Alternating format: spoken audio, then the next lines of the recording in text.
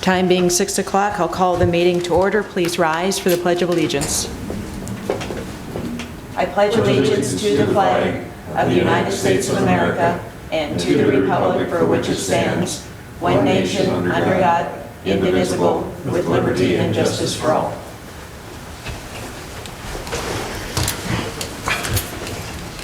Roll call, please. Don? Here. Joe? Gary? Yeah, here. Dan? Here in the flesh. Sherry? Here. All right, item number 3. Does any commissioner have a reason to abstain for a financial or non-financial conflict of interest? No. I do not. No. Item number 4 is approval of the agenda. There are a few things that need to be removed from the agenda since we only have 4 commissioners here tonight. Item number 16, which is a variance for Lisa Woodward. Item number 17, a variance and plat for Douglas Zimmerer. And item number 20, CUP Daniel, is it Wyman? Weeman, Daniel Weeman. Those 3 would like to be removed because to approve their applications, you are required to have 4 votes. And since we only have 4 here, they would prefer to put them on our next agenda. The other thing to remove in item number 25 is the executive session for personnel issue. Are there any other adjustments to the agenda before we approve the agenda as amended?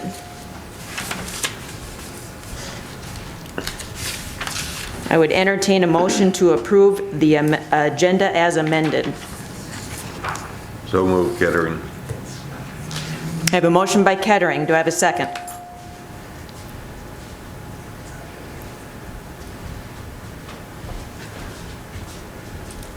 Do I have a second?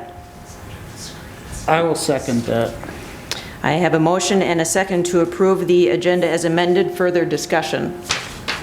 If nobody would have seconded it, then we've been done for the night? Well, I guess we can be upset that Dan seconded then. Thanks, Dan. So since we do not have any commissioners remotely calling into the meeting, we will go ahead and all in favor signify by saying aye. Aye. Aye. All opposed, nay. Motion carries. Amended agenda is approved. This is the time for public comments. Would anyone in the audience care to make a public comment? I guess I'm the only one. Bear with me here because I'm trying to speak off 2 speakers. I have to raise an objection. Raise this down for a minute.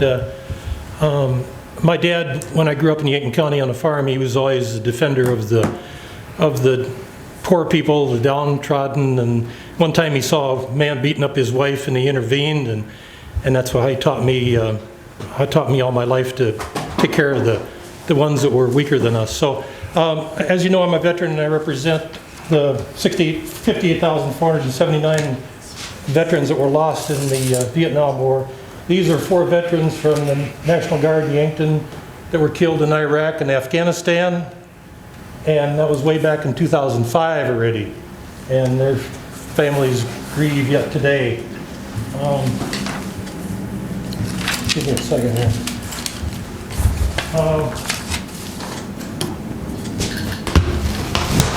My dad, my uncle, the 2 uncles, World War II vets, 3 vets, farmers, Yankton County. Another one here. My uncle on the tractor witnessed the flag raising over Iwo Jima. He told me a story, 5-page story that I have. He was on the hill next to the flag going up. February 23rd, 1945. Another picture here too. And said I wasn't supposed to say negative today, but I can say something truthful. It's my first tractor that I had when I was a kid, or Dad's tractor, I should say. And then I want to say this to the Yankton people, being I fight for the little people, and I hope you can read that. It says, and I'll read it out loud for the people who are on the radio, I have dirt, D-I-R-T, on State's Attorney Clemish and also County Commissioner Loest and Kettering, and that's the truth. That's why they try to silence me with not voting for CAFOs. That's why they try to kick me out of everything and try to override me. So just wanted to make sure you saw that. I'll say it one more time. I have dirt on State's Attorney Clemish, also County Commissioner Loest and Kettering. If you want some examples, but I don't have any more than 3 minutes, so that's that. Blame my dad for making me so honest. Would anyone else care to make a public comment before I close public comment? Public comment is closed. Moving on to item number 5, approval of minutes. So we have several of which we need to approve. So we have 2 Board of Equalization minutes. So one will be for the Yankton County Board of Equalization, April 17, 2020. We will look at that one first. Madam Chairman, I move approval of the Yankton County Board of Equalization from April 17th, 2020 as presented. I have a motion to approve. Do I have a second? Second. I have a motion and a second to approve the Yankton County Board of Equalization minutes from April 17th, 2020. Further discussion. All in favor signify by saying aye. Aye. Aye. All opposed, nay. Motion carries. Minutes are approved as presented.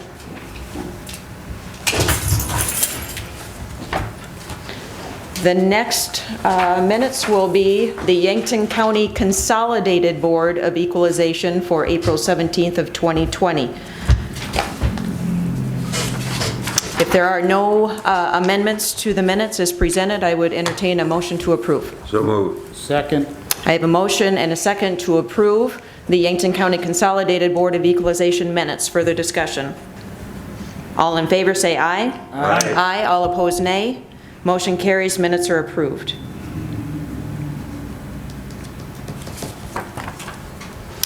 Moving on to the April 21st Commission meeting minutes. Are there any adjustments that need to be made to the Yankton County Commission meeting from April 21st? Madam Chairman, on where I left the meeting, I don't know what happened. I think my internet died, so I was out of the meeting, and by the time I logged in again, it was over. So I don't know, it's probably fine how it's written, but it was left early due to a technical difficulty, and I guess if the record could say that, I would appreciate it. So. And I would move approval with the correction. Second. I have a motion and a second to approve the amended minutes to include that Commissioner Clemish left the meeting due to technical... Yeah, just my internet stopped, connection. and by the time I logged back in, the meeting was over. So. Thank you. Further discussion. All in favor say aye. Aye. Aye. All opposed, nay. Motion carries. Minutes are approved.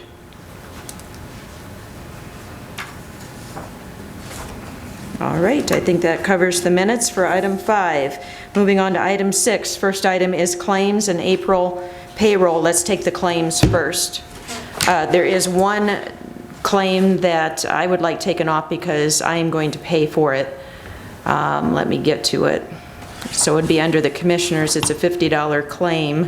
What page is it on? Mine's not open yet. Hang on. So actually it'd be the first page, I think. Yep, that very top one, AGC of South Dakota.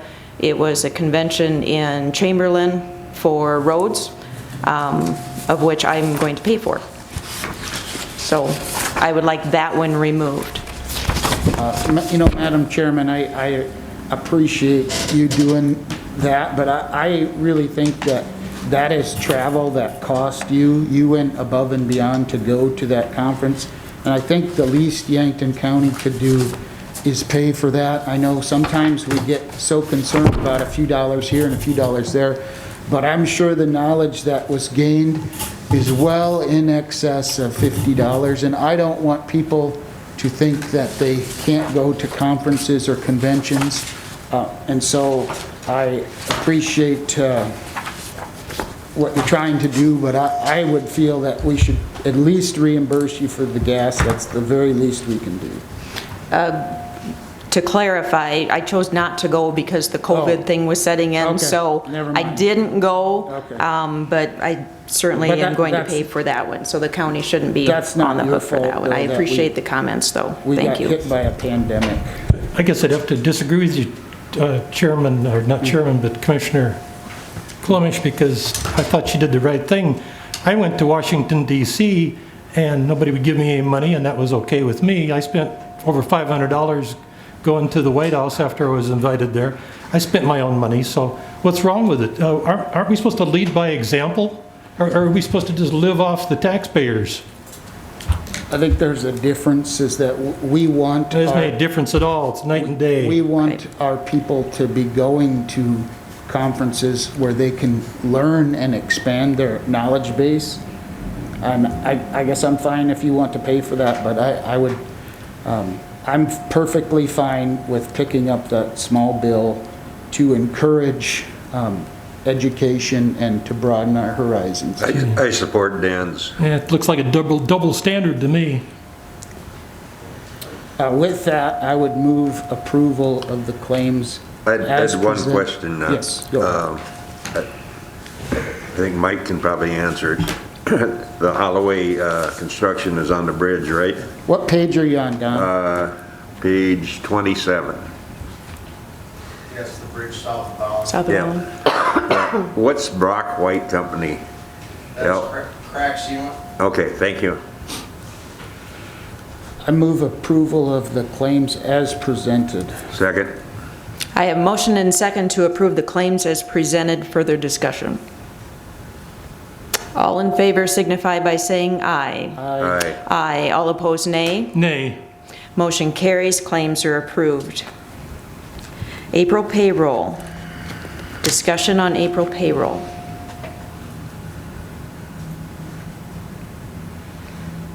Move approval of April payroll. Second. I have a motion and a second to approve April payroll as presented. Further discussion. All in favor say aye. Aye. Aye. All opposed, nay. Motion carries. Payroll is approved. There is an unanticipated revenue. That's from the sheriff's office. They had an accident with the car, and they have to pay the deductible. And then this is the balance, will be put back into their budget. The total bill was $1645. Okay. Move approval of the unanticipated revenue. I have a motion. Second. I have a motion and a second to approve the unanticipated revenue for the sheriff's budget. Further discussion. All in favor say aye. Aye. Aye. All opposed, nay. Motion carries. Next item, election workers. I'm just requesting to hire additional help. As of right now, we're having other offices help us, and that's helping out really well for now. But I would just like this just in case. And I'd also like to have it for the November election too, because most of the absentees we're getting in are marking all. So they'll vote in the November too, so we'll be just as busy. Okay. Most people, is this quite an extra burden on you and your department? the It's a way lot of. Things are going? Yeah, we average 250 to 300 a day, Wow, that's amazing. so. Did you want a motion to approve this? Or? How many people are you thinking about? Well, I'm not sure, if the other offices, which is greatly appreciated, and I, thank every one of them, they're helping right now. Okay. It's just in case, if they start getting busy in their own departments, we won't be able to use them. I'm thinking maybe 2 or 3, So this would be temporary help. just probably for the month of May. Okay. Dan, did you make a motion? No, I guess I can. You need a motion for some temporary workers to help with the election. Okay. So you're Second. thinking you might need 3, but I guess I'll make a motion just because we don't know what's going to happen. I'd make a motion for up to 4 temporary election workers for the auditor's office to help with ballots, absentee ballots. Election work probably, Election because work. Yeah. it's not just one thing, Yeah, it's, that will give you some flexibility. Yeah. It will get, and that's your discretion on if you only need 2, or if you need another one, then that's one extra All person. right. So up to 4 temporary election workers. thank you. Done. Second. Done. So I have a motion and a second to advertise for up to 4 temporary election workers. Further discussion? All in favor, say aye. Aye. Aye. Aye. All opposed, nay. Motion carries.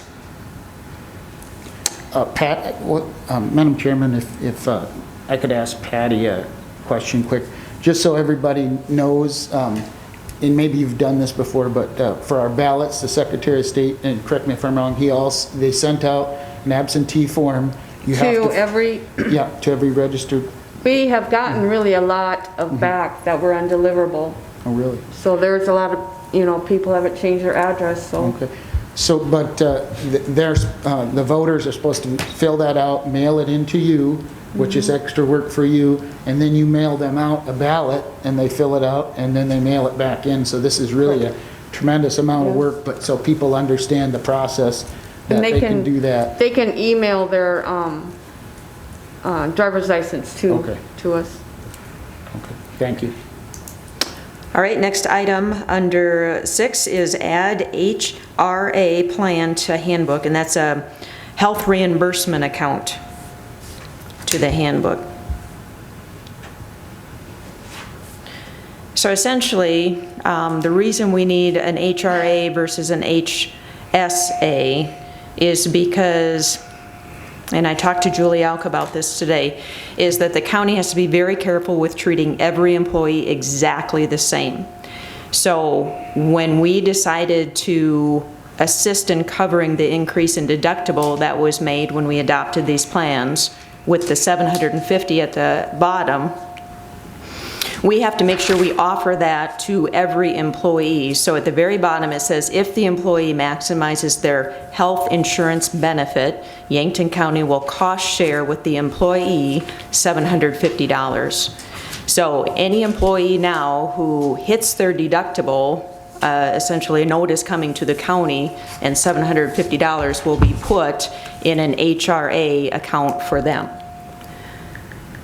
So ACA is very particular. Now I know I've been fielding lots of phone calls from employees who have suggested that maybe the county assist them by allowing them to join their spouse's plan, and then the county just cover that cost for the county employee.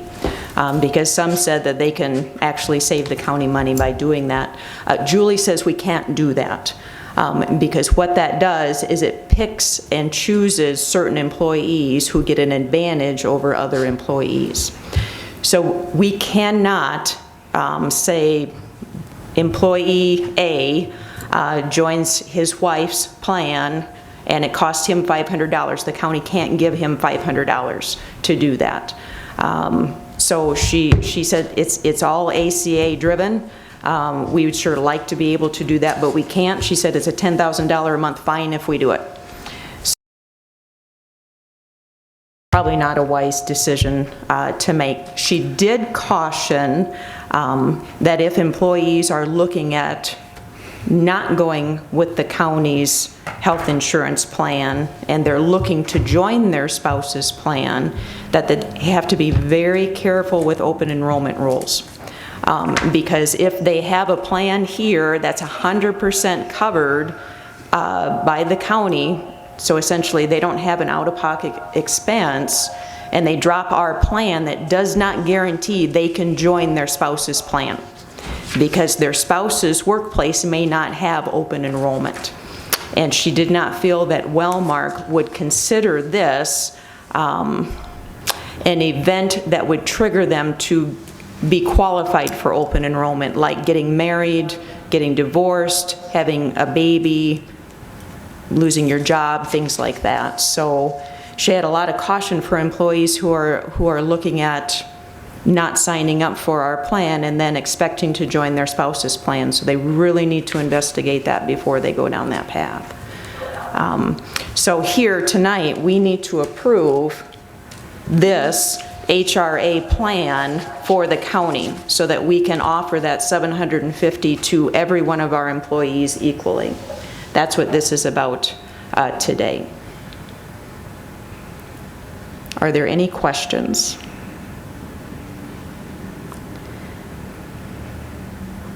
So this would essentially be, we need a motion to approve the county's HRA plan that's presented on this piece of paper here. I move approval of the HRA plan for the county. So I have a motion to approve. Do I have a second?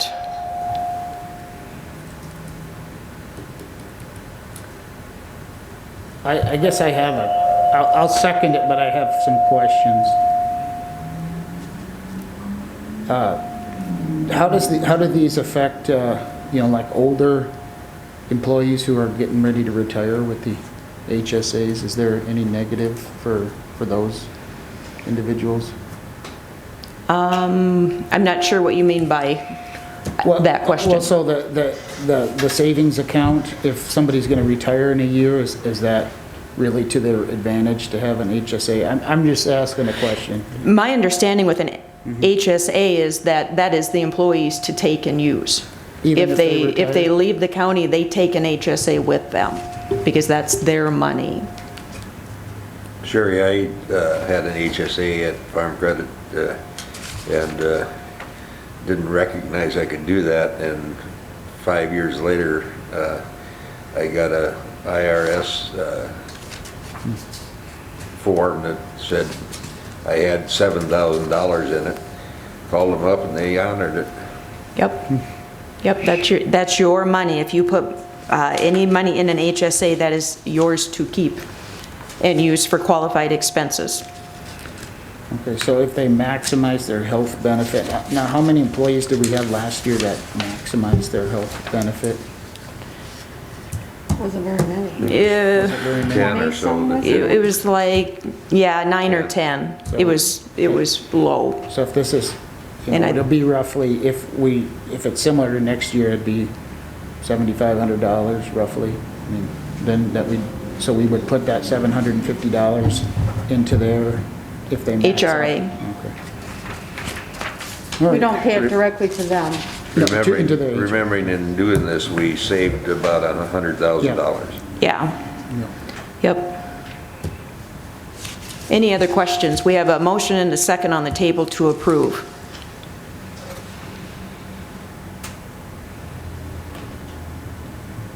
All right, roll call vote on this one. Kettering, Yes. Clemish, Yes, Swenson, Yes. Loest. Yes. HRA plan is approved. Next on the agenda is a WIC agreement with the state. And that's just the yearly agreement. Nothing's changed. Uh-uh. Move approval of the WIC agreement. second. I have a motion and a second to approve the WIC agreement with the state of South Dakota. Further discussion? All in favor signify by saying aye. Aye. Aye. All opposed, nay. Motion carries. WIC agreement is approved. Yankton County 4-H reports.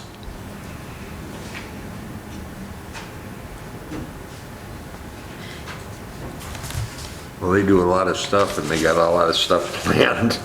Katie put together quite a list of activities, didn't she, Yeah, it's for quite a report. 2019? I don't know if any of you guys went to, well, they used to call it Achievement Days, but it was basically the Yankton County Fair last year. It was really a fun time. There was a lot of arts and crafts and just a neat program that they had. So I'd encourage anybody to check it out this summer if they're going to do it.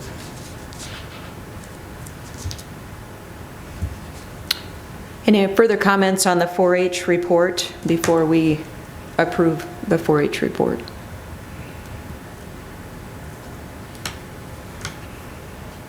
Well, I know the Boys and Girls Club appreciates working with them on STEM and other projects. I would entertain a motion to approve the report. Make a motion to approve the Yankton County 4-H report. Second. I have a motion and a second to approve the 4-H report. Further discussion? All in favor say aye. Aye. Aye, all opposed nay. Motion carries. Moving on to item number 7, Mr. Doug Ekren of Vera Hospital. Thank you for the opportunity to come before you to share a little bit about what we are expecting from a COVID surge. Hopefully you can hear me okay. Yes. I believe there were some slides that were provided to you. Hopefully you have those. It doesn't appear like they're on the screen, but do you have those slides? We do, Doug. Thank you for sending them early. Okay. I just want to walk through a few things, but a couple of comments. Our latest models that we use, and this is working with an epidemiologist and group of physicians within Avera, we've taken Sioux Falls out of the South Dakota surge just because of the activity there in the Sioux Falls metro area related to the Smithfield plant that I think everyone's very much familiar with. That certainly has created a lot of positive cases in that community. So they're still looking at a mid to late May possible surge there, maybe a little bit later. Whereas I think because of the success we've had in most of the rest of the state with social distancing and hygiene and other measures, we've been able to flatten the curve, and our peak doesn't really show for us here in Yankton into mid to late June, almost around the first week of July. And I'll get to that in more specifics. So if we take the Sioux Falls population out of South Dakota, that leaves about roughly 634,000 people left. What we're seeing is about a little over 8% of the people who come down with COVID need to be hospitalized. And of that group that's hospitalized, about 30% need to go into the intensive care unit, and then about 70% of those need to be on a ventilator. So people that need care very quickly. The reminder that the best data we have so far is that people are infectious for about 14 days. The average length of stay for somebody who's hospitalized is about 13 days, and 10 days of that is in the ICU for those who need to go that route. And the average length of stay on a ventilator is about 8 days. Now that data varies around the country and it varies around the world, but that's what we have been seeing. So we have to also keep in mind about half of the people who are infected are asymptomatic, meaning that they don't have any symptoms. And of the half who do have symptoms, about 40% of those, the symptoms are so mild that they're not likely to be tested. So what that means is we probably have a lot of people who may be carrying the virus, but they don't have symptoms, so they're not being tested. They're probably not going through a lot of the precautions because they just don't know that they have it. And so about 10% have more severe symptoms, and those are the ones that are likely to be tested. Keep in mind, when we have our sample collection center out on our Fox Run campus, people can't just show up there. They need an order from a physician or a nurse practitioner or a physician's assistant as to why they're having the test done. And I'll talk more about that in a little bit. So we've looked at some different models, and the one that we think is most likely to occur is that around the 4th of July, that there could be a peak of about 132,000, 133,000 people in South Dakota outside of Sioux Falls who have COVID infection. If we take maybe a little closer look at the counties that Mary Sacred Heart Hospital typically serves, and for this purpose, we looked at a 7-county area. We think, and some of this includes some Nebraska counties across the river in Cedar and Knox County. But we think that we would see a peak of about a little over 13,200 positive infections, again, the early July category. And then as we see the rate of infection spread, we are looking at a model where the doubling time occurs every 5 days. So the number of positive cases in those counties that Sacred Heart serves, that population that's positive would double every 5 days. If that happens, we think we could see a high census of just COVID cases, not non-COVID patients, because there will still be people having babies, having car accidents, having heart attacks, those sorts of things. But just on the COVID side, we could see an inpatient census as high as of 120 people, should this all play out this way. I'll just remind you, we're licensed for 99 beds, and this time of year, we would typically have a census probably in the low 30s. And so, for us, a lot of our planning is geared towards how do we take care of the 120 COVID patients, plus our other regular patients that we would have. To complicate this a little more, of those 120 patients, we would expect that 34 of them would need intensive care level services, and that we would see approximately 19 patients on ventilators. I can tell you, we can handle that. We have that kind of capacity from a space and an equipment perspective. The challenge for us is on the staffing side of it, because if we have 120 patients plus our regular patients, we're going to need to be pulling in other resources. So we're working with other providers in the community that help us during that peak time. And you can see it as it ramps up, and I'm looking at the red line. So it really starts ramping up in the second week of June and keeps going until about the third week of July, with a peak in the first week of July. Now, this is all subject to this is modeling, so things can change. We know, for example, now we have another hotspot in Sioux City with a lot of positive cases there. So whether that changes the timing on this for us or not remains to be seen. So this is kind of best guess, if you will. So we just want to share this with you. We have shared it with the city of Yankton, with our employees, medical staff. We certainly appreciate the meetings that the county is hosting in the community to ensure that we're all working together and look at sharing information, sharing resources. Obviously, we hope we don't have this many sick people in our region and this many sick people that need to be hospitalized and receive intensive care level services, but we want to be prepared in case that model plays out.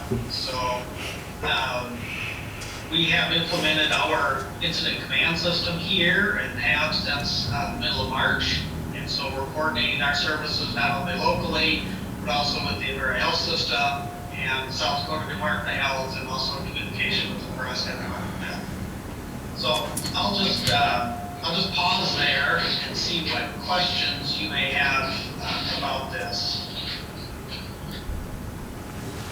Hey Doug, this is Dan Klimisch. How strict are the testing criteria right now, and what does a person have to meet to get tested? Yeah, thank you, Commissioner Klimisch. I would say right now, while our testing is limited by our supplies, in fact, American Sacred Heart has equipment in-house to do tests now, but the majority of our tests are still sent either to American McKinnon Hospital or to Mayo Clinic. We think that will change over time, that more testing will become available. Our challenge right now is that for the equipment that can process the test, we can't get enough supplies to do as many tests as we'd like. And so we have to send some of those out, which means roughly about a 72-hour turnaround on the long side to get up to McKinnon and to Mayo. Because of that limitation, we don't just have, I'll just say, the drive-in screening or sample collection stations so that anybody that wants to get a test can get one. We have it prioritized for people that are symptomatic, for people that are going to be hospital inpatients, for residents that are living in nursing homes and assisted living, just because I think we're all aware that that's a highly vulnerable population, and there have been some very bad outcomes in nursing homes and assisted living facilities across the country. And then another priority category for us is healthcare workers, because it will be very difficult for us to take care of our community if a large number of our caregivers are also out sick with the virus. And nationally, we see rates around about 30% of healthcare workers being positive with the virus. So that's a challenge. And so educating our staff, providing the appropriate personal protective equipment, screening people, the limitations that we've had on visitors, all of those things are helping us to keep our staff safe, and so that they are here when the community needs us. Thank you. Hey, Doug. Yes. Doug, this is Gary Swenson. Say, I think we've all heard Governor Cuomo say the word ventilator at least 800 times. I know I have. I need to help me out here. How many ventilators does Sacred Heart have here on site right at this moment in Yankton County? Yeah, we have 20, Commissioner Swenson. So you said 20? Yeah, 20, 20. Yes. And so with a peak population projected at 19 ventilators needed, so we're above that. We also know that if we get to approach that number, that we should be able to secure other ventilators. Sure. To take us above that number if need be. Sure, because you're all under one umbrella, so you could borrow one from some other hospital, I'm sure. Correct. Yeah, thank you, Doug. That's part of our advantage of being with Avera, is that we probably all won't get hit with the surge at the same time, so we can share resources amongst our communities to help manage that, whether it's ventilators or personal protective equipment or staff, including physicians. Our people have said that they will go to where they're needed.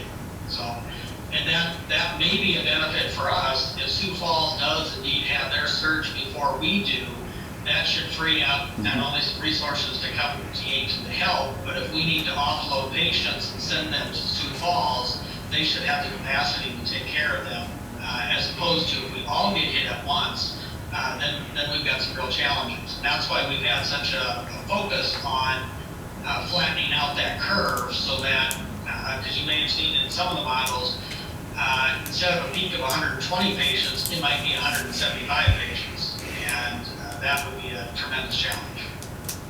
Okay, thank you so much. Any other questions for Mr. Ekron? We thank you so much for your time. It was very, very good information. Thank you. Yeah, thank you. As this information changes, as our models get updated and so forth, we'll continue to share those through the emergency management system. And anytime that you have questions, please feel free to reach out. We appreciate the opportunity to work together to keep the county residents safe. Thank you. Thank you. Have a good evening. And you too. Erin, would you like to make a comment on the Board of Health?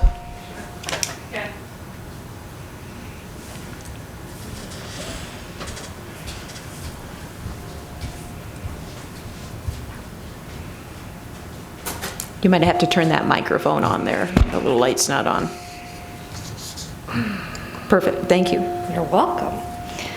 All right, so as you guys already know, the Board of Health met and came up with a declaration that was enacted on April 4th.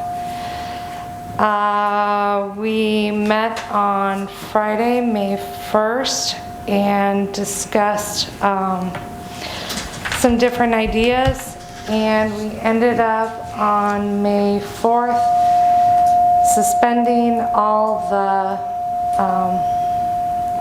basically we just suspended everything that was in the declaration for the time being, Okay. following the local, what was going on. And by suspension, that allows you to reinstate it should we see some drastic change in cases. Correct. If we see a surge or if we see anything like that, then we can either reenact it or amend it as needed. Okay. Is that just a 24-hour notice meeting? Or how long does that take? I believe it's like 24 hours, So yeah. it'd just be a posted meeting, is that correct? We Everybody just meet and then we go ahead and put it in the paper, and last time we served the businesses and establishments that would be affected so that they knew. All right. Any questions on that change? All right, thank you. Any other comments on COVID-19 before we move on to item 8? I had one for Aaron. All those letters, you don't have to come back. The letters all went out to businesses already, then, correct, from when you did that? Okay. served by the sheriff's office. Okay, So great. we have receipts of who Awesome. received it and who signed for it and everything. Thank you very much. Yep. Mr. Epp, which item are you here for? I want to make sure that we actually are listening. I'm listening, I'm here, I was here for Weeman, I was notified that was canceled. Okay, I just want you to hang around all night for it, thank you. All right, moving on to item number 8, property development proposal, Domingo Amy Leon. Are they on Zoom? I am. Can you hear me? Yes, thank you. Welcome. Yeah, I can see you guys, but I don't know if you can see me, but that's fine as long as you can hear me. Amy would sure be here, but she had a family health emergency, so thoughts are with her right now at this time. But you should have in your packet a letter from her, and appreciate the county commission's consideration of what looks like a lengthy and detailed and really kind of a really proposal. But the basics of it are pretty simple. There's 3 single-family residential properties in the city of Yankton, and they're all, to put it in the most basic of terms, upside down financially because of the encumbrances that they have against them, and will continue to increase over time if there isn't some involvement by governmental entities that have authority in the matters. Each property has its own story. One of the properties at 310 Pearl, the city currently owns through a negotiation with the property owner based on the condemnation action that was taken on the house. Another property at 900 East 8th Street, Yankton County actually owns. And it's got some substantial assessments and unpaid taxes applied to it based on an adjacent road improvement project and also just delinquent taxes. And then there's another property that's ownership is in limbo. State's Attorney Klimisch is aware of the situation of pending quiet title action. The city had to do a condemnation on the property and demolish the house. So it's got a substantial amount of unpaid taxes, assessments, and liens against it. So what makes all these 3 properties come together in one thought process as trying to work through a solution? The reality is if we do nothing, again, they'll sit there in the condition they're in for potentially years, and the city will take code enforcement actions on them. We'll send people in, clean them up. The county will continue to mow the property at 900 East 8th Street. The city will end up maintaining the property at 819 Birch Road. but the back taxes will continue to build up over time. And like I said, they're essentially upside down because the value of the property is far less than the encumbrances associated with the property. So the solution that we've developed, and it was inspired by several things. One of them was a BBB program that the state implemented, which really doesn't work in the city of Yankton because of how property values function here as compared to in a real small town. But the inspiration actually came from a City of Utica action that the county commission helped them with in transfer of a property that was upside down like this. And also the need for housing, workforce housing, and affordable housing development. So how do we partner together with all the governmental entities involved and the private sector, which would do the eventual development, to come up with a solution. And for the governmental entities involved, which would of course be the county, the city, and the school district, who have unpaid taxes and other liens associated with it. This would mean no money out of pocket. What it means is again, there's money that we will never see anyway, so it would be a waiver or a relief of the technical aspect of that, those encumbrances being applied to the properties. And since it's money we'd never see anyway, it's really almost a non-factor. So the request tonight is on those three properties. And we understand there's future official abatement actions that would have to go through the school district also.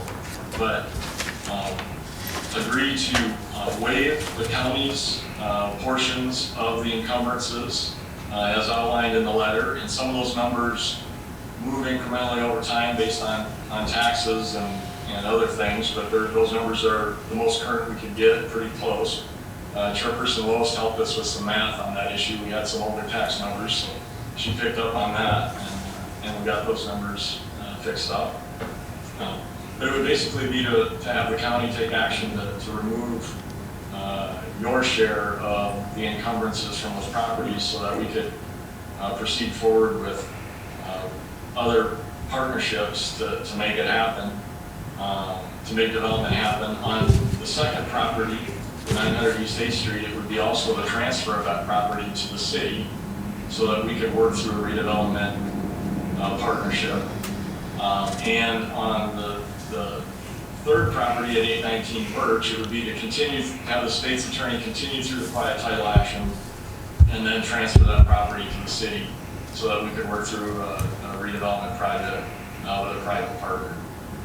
And I think with that, I'll be quiet and try and answer your questions. You did well, Dave. Are there any questions about the proposal in front of us to transfer, essentially forgive some back taxes, liens, and essentially transfer ownership to the city? Yeah, I've been working with Gary Vetter on this. Gary, did you have anything you wanted to add to any of this? It's, like Mr. Mingo said, nobody is making money off of these. That we've lost a ton of taxes and everything else, and we're not going to get those back. That's correct. So, I think we all understand that the county's better off in the long run if we can get these properties back on the books and have development on them. So I think that certainly makes a lot of sense, and I think it's well worth moving forward on. I do have a question too. Go ahead. Hi Dave, this is Patty. I can hear you. Okay, all those specials, then the city would forgive them? Because basically they would go to you. That's correct. All of the assessments and all the specials, the city would forgive them. We're not gonna ever get them anyway. Okay, thanks. Gary and Dave, we did some actions in Utica, and as I recall, after we did them, we had a second thought on whether we shouldn't have a 5-year limitation on getting them rebuilt. Yeah, I would totally support any commission timeline. I would even narrow that down and maybe say 3. Yeah, it keeps it a priority. That's a good idea. Patty, I have a question for you. It looks in here like the school board is owed some of those taxes, Well, there, or how does that work? it goes to the different entities, you know, county, school, Okay. city. So if we forgive this, are we gonna owe the school board, or are they gonna have to forgive it? Then how does that They work? would have to forgive it too. Okay, But it's up to, for you guys to cancel the taxes and okay, have an agreement with the city. okay. So Dave, that's a plan, the school board would have to also forgive some taxes that are owed to them, is that correct? Yeah, correct. Actually, they have the largest share that they would have to consider an abatement action on. The transfers can take place, and the city's willing with the property under our name to go ahead and work through that process with the school board. But yeah, they definitely probably have a majority of the property taxes. See, in normal, you know, when the county takes over the property, and we put it up for sale, then the individuals bid on it, and as soon as the county takes the county over, we cancel all those taxes anyway, except for the specials. And that is called because the county takes the property over. Might And want then to any check your money we mics. get, They're not getting sound on some of them. any money we get, then is apportioned to the different, from the individual who buys the property. Makes sense. Further questions? Are you ready for a motion, Madam Chairman? Yep, all right, go ahead and make sure you include the 3 years. Yeah. I would make a motion to accept the property development proposal with the city of Yankton on 310 Pearl Street, 900 East A Street, and 819 Birch Road, with the following condition: that the properties be developed in no less than 3 years, and that when 819 Birch Road comes into county possession, it's transferred to the city of Yankton, because we don't currently own that one.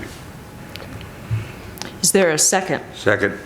I have a motion and a second to approve the property development proposal with the addition of a 3-year development clause.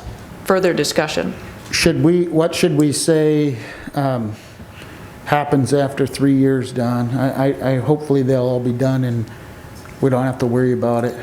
We probably don't even need to spell anything out. I'm sure it'll be done. Madam Chairman, can I make a suggestion? Yes. We typically, in those transfers, you'll be transferring it to the city of Yankton if this action is approved, and we would have a clawback in our contract with a private development partner. So we use Commissioner Clemish, we use a clawback clause in a contract. And the other important, the motion was perfect. The other thing I just want to be clear of is that the motion actually authorizes someone to sign the deed to transfer the title without another meeting, because we have actually some pretty quick interest. Yep. I guess the question I have is that who will benefit more, the city or the county with going ahead with this? I think the real benefit is everybody. The benefit is going to be those families that maybe get another home to live in. The way I look at this is everybody lost money on it. The city lost money, the county lost money. We got these houses because they're not worth anything. In some cases, they're already destroyed. We're going to lose money on it, and do we keep losing money by having vacant lots, or do we redevelop? And, you know, I hate losing tax dollars too, but this is probably the role that only government can solve, is if we don't, it doesn't make sense for any private business to pay more for a lot than it's worth. And so I think everybody eventually benefits from this.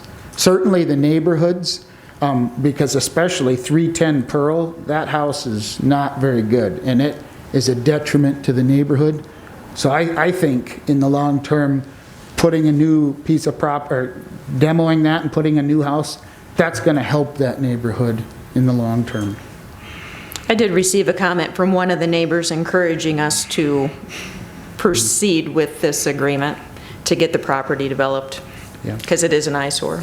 I believe 310 Pearl also had a fire Dave, how long ago was that fire? Was that within the year? Last fall, I believe. Yeah, and so, Yes, there was a fire in an outbuilding. so it's really a danger to the community, you know, for something like that. If it's gonna burn down and catch somebody else's house on fire, that's my thought on it. Well, anyway, I know this is a different situation that, and I'll probably vote with you people, but I just want to bring something up. You know, the last time that the city got over on us was when the old commissioner was here with the old commissioners and myself, and the vote was 4-1 when Yankton County sold West City Limits Road, and I say sold West City Limits Road to the city of Yankton, and then they threw in $1 million, the 4 commissioners did. I didn't vote for it. But where they took the money from was disgusting. It was $1 million that the city of Yankton got from the Fleeg Replacement Bridge Fund. And I got a friend that wanted to convey this message, so part of it is from him. I'm not going to tell you his name, but he crosses that bridge twice every day to work, and sometimes more than that. He says, every time I go across the Fleeg Bridge, I think of Ray Epp, Deb Bodenstadt, Todd Woods, and current Commissioner Don Kettering, because that $1 million could have went farther to replace that bridge. Now I go across there and wonder, well, am I the next victim, or is a school bus going to go in the bottom of the river? Because that $1 million was, and I'll use the term, stolen from the bridge fund, from the Fleeg Bridge Fund. So I guess this is different, that he got over on us on that time, and 4-1 vote, so you can guess who the one was. Thank you very much. So if there's no more pertinent discussion, Can I ask one more question, please? yes? Dave, do you think in the motion it should say, though, that, that forgiving the taxes or canceling the taxes? That's it, isn't that in the proposal? Yeah, it's in there. I can certainly add that, but I guess I move to approve the proposal, and that's in there, but I'm willing to do whatever's easiest, whatever you'd like, Patty, whatever's easiest for you. I'll probably, when I do cancel the taxes, I'll probably just add that all together for yeah. when we get audited. I can add to my motion, and we'll cancel the county's portion of the taxes if that's more suitable. I'd be willing to do that. Can I amend my motion to say that? That's okay. Okay. It's Go in the ahead. proposal. I'll just attach it to all my paperwork. Yep. Alrighty. So if there is no further discussion, we will take a roll call vote. Clemish, Yes. Kettering, Yes. Swenson, Yes. Loest. Yes. Motion passes. Thank you very much. Appreciate the partnership here. I think this will go a long ways towards helping 3 neighborhoods. Thanks a lot, Dave. Thanks for joining. Thanks, Dave. All right, moving on to the backside. Item number 9, Commissioner speaking during public comment period.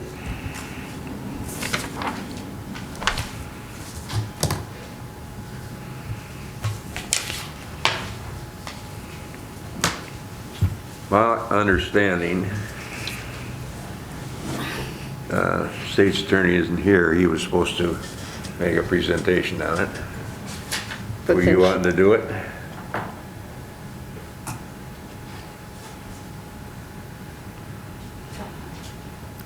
Should be one with a little voice. Oh, there we go. There you go.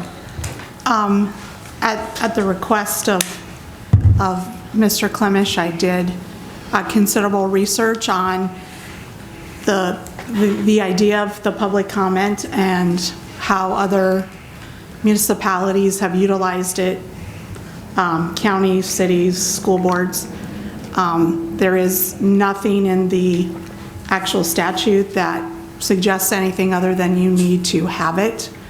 And so I did find a recommendation as far as looking at the city of Yankton's public comment.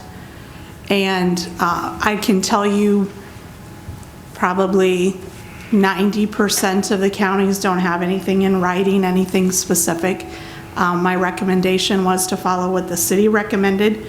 They have language on every agenda under public comment that just explains how public comment works and what it's for, that it's limited to 3 minutes. That would be my recommendation. I also researched it and I found no municipality where there was more than one public comment on each agenda. You know, currently the county commission has 2. So again, I would go with the recommendation to follow what the majority of the municipalities in South Dakota are doing at this time. Did you have the language that they have on their agenda with you? I believe so. Hang on a second, I'll pull it up.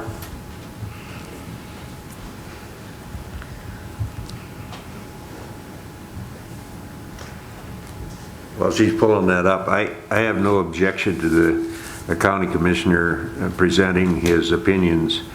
It should be an agenda item,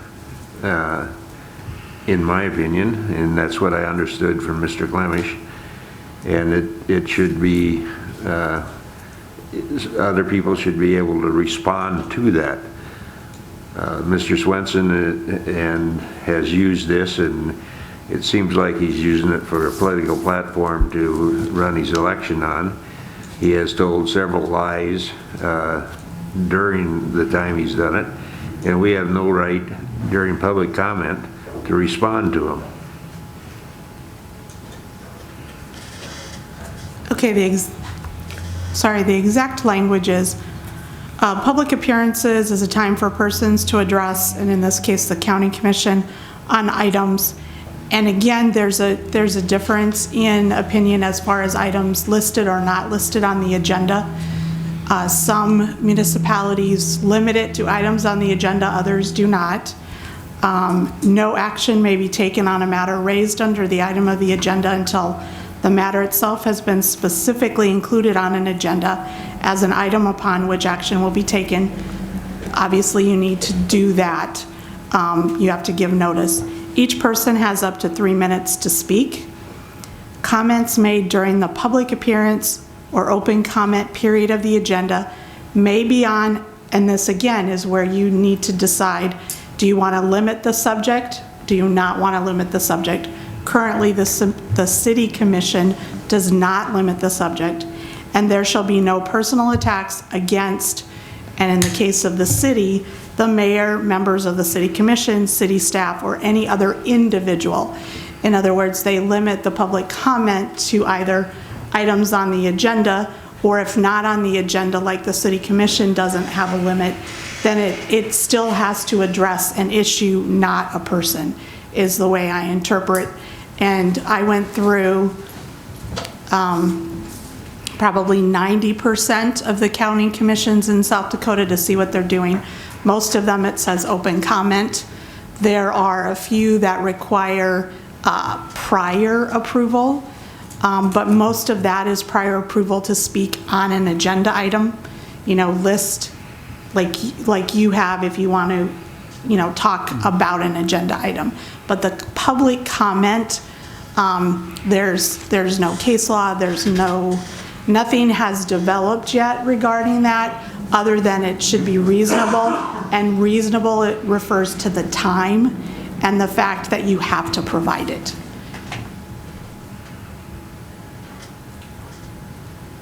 Anybody else?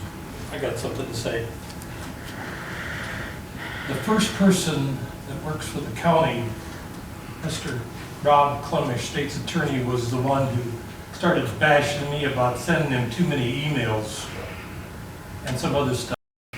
And he kept on bashing me, and then county chairperson, Sherry Lose, jumped in and started bashing me about emails I'd sent her. I told her, just delete them like Hillary Clinton did. And then she started crying. She started crying. The chairman started crying. And anyway, I guess I referred to her to the old ball game back in the World War II with the all-women's baseball team. And when Tom Hanks was acting as an umpire, he said, as the coach said, that there's no crying in baseball, where there's no crying as the chairperson of the county commission. And again, at the next 3-minute public comment, State's Attorney Rob Plemish jumped in again and started in bashing me. I never bashed him, or I never bashed anybody on any other public comment. The only time I did it is after he went after me. Of course, he doesn't like me. Matter of fact, he hates me because I like to expose him for not being here a lot of times. But and he doesn't like my Facebook comments, and I guess there is no freedom of speech for me, but there is for him. So at this time, I think we all recognize there have been mistakes made in the past, and I think we're looking tonight to correct those and to redirect going forward. So would I have made those comments during public comment again? No. I would have put it on the agenda to discuss. But I do think what the city is doing is wise in the fact that when folks get up and speak in public, it does need to be about an issue. We certainly don't have to all like each other, but we all have to work together and try to solve the problems in front of us. So I think sitting here today, there was a mistake made. I should never have spoken during public comment period. I should have made a point of putting it on the agenda. So I'm willing to recognize that mistake, and I'm willing to sit here tonight and correct it for the better of our county. So going forward, I do believe we do need to add language to our agenda to say, when you get up and speak at public comment, it needs to be about solving the issues of our county, not to be a stage at which to lambast folks for their beliefs, their past decisions, and things like that. The personal attacks are inappropriate. They're not a good example for our children and how we should be doing politics here in the county of Yankton. Just something else. State's Attorney Clemish is not here, but this is the new, are you the assistant states that replaced Yankton? Yes. And what's your name, please? My name is Deb Lilly. Yeah, and you just started recently, didn't you? I did. Yeah. And anyway, the only other thing I want to say, you said that the city commission doesn't allow for personal attacks. Didn't you say that? Yes, the exact language, Commissioner Swenson, is there shall be no personal attacks against, and obviously this is some city commission language, but the mayor, members of the city commission, city staff, or any other individual. Okay, well then, at that time, then Chairman Dan Clemish was here, and he would always say that no personal attacks. I remember he'd always say no personal attacks. But yet he allowed Mayor Nathan Johnson to come in here and slam me, ask for my resignation, and because of a cartoon that I put on Facebook about an old woman in confession.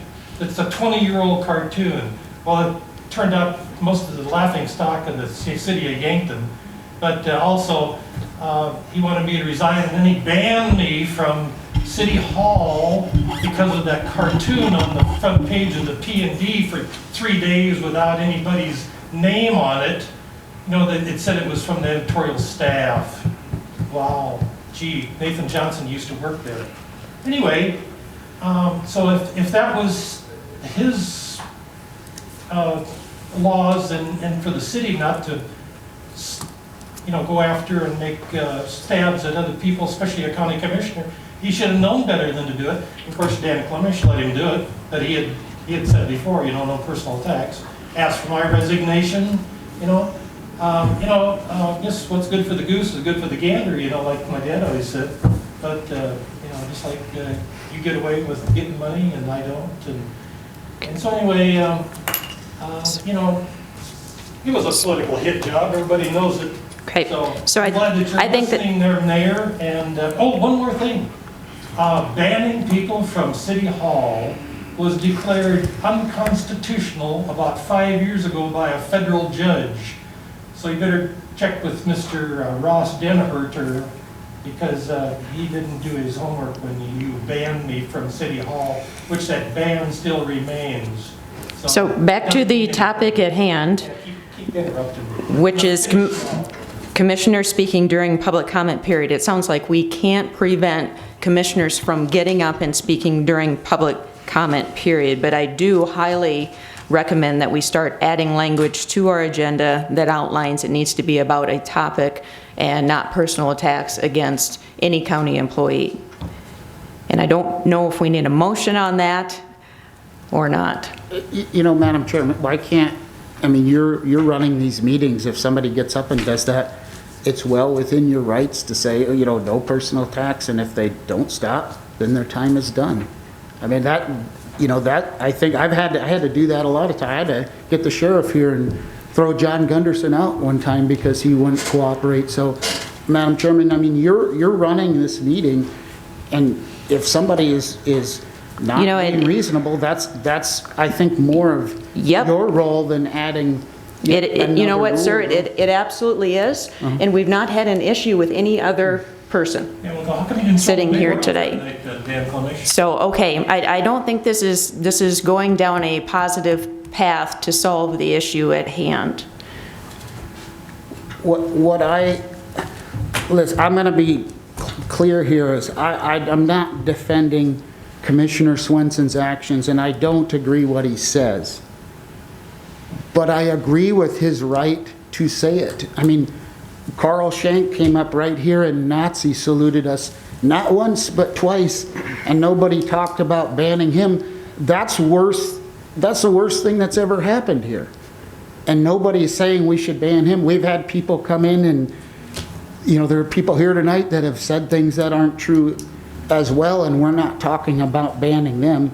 I don't think that we're talking about banning anyone sitting here. Or limiting, I guess, what are we talking about? Limiting free speech at public comment? That's the whole. We're not limiting free speech, Dan. It's putting it in the right place so you can at least respond to it. Yeah, well, and Ms. Lilly, I got a question about that too, about public comment. We've always been told that we can't respond. Where does it say that we can't respond to somebody with public comment? I know if somebody comes in here not on the agenda and asks us a question, we don't have to say, we've had this many times. One lady came and asked us about a road that was damaged, and we don't know anything about it. Obviously, we can't answer it. But sometimes we do know a thing about that. Is there any limits on us addressing a concern? Certainly we can't take any action, but we could certainly discuss it. The idea behind the public comment when it was added was to give individuals an opportunity to address the municipality, the school board, the city commission, a county commission. Sure. There's, like I said, there's a disagreement about whether or not those items have to be agenda items or not agenda items. Obviously, the county commission allows people to comment on the agenda items as you go through your meeting. So I would view your public comment as an opportunity for someone to speak on an issue that may not be included on the agenda. But the whole point of it is that there should be no action. And if you view a comment by a commissioner back to that person as action, whether it's a question or another comment back to them, that's not the purpose behind the public comment. Unfortunately, it's still pretty new as far as there isn't a lot of information out there. You contact, you know, any of the agencies, the Open Commission, Open Comment, you know, Open Laws Commission, Attorney General, they're going to say it's got to be reasonable, and that's where you'll see time limits. I found time limits at 2 minutes. 3 seems to be kind of the norm. And again, it's up to the commission to decide what you want that public comment to be. But like I said, for most in the state of South Dakota, it's limited to 1 time, not twice. You find it at the beginning of a meeting, you find it at the end of the meeting. There's no consensus on when it has to occur. It just has to be listed on your agenda. One thing I guess I would like to keep, I don't think this is up for discussion, but I like the 2 public comment portions. And the reason that we do that, I know you weren't here, but it allows people to come at the meeting, at the beginning of the meeting, say what they need to say and leave. Or somebody could come later and they can do that. And we were actually recognized in the, was it the National Association of County Commissions for being, I think, one of the only boards in the whole country that has 2 public comments. So I think that's a positive note for us. So I don't know, we're not thinking about getting rid of 2 public comment periods, correct? That's not something we're considering? Everything is on the table at this point. Okay. So I guess I would like to keep both public comment portions on here because I think that allows for people and to have more accessibility to us as a commission. And I guess also, Ms. Lilly, so if somebody came in here in public comment and said, I don't understand how to apply for an absentee ballot, and we know how to do that, we couldn't just say, oh, it's easy, you just mail this in. I mean, are we supposed to just stay quiet even if we know the answer? I guess I thought the purpose of that is, you know, to have some interaction with the constituents, and it's not an agenda item. We can't have somebody come in and say, I want my taxes abated, not on the agenda, and do it. I understand that, but if we know and we can answer and solve their problems, I guess I don't understand why we can't do that, or at least direct them to the right resource. And I'm not saying that you couldn't direct them to someone who's here this evening that could provide them which office they needed to go to, but understandably, the idea behind public comment is to allow the public to come in and comment. And so if that focus requires some additional language, which obviously the city of Yankton thought it was a good idea, there's other municipalities who have done the same.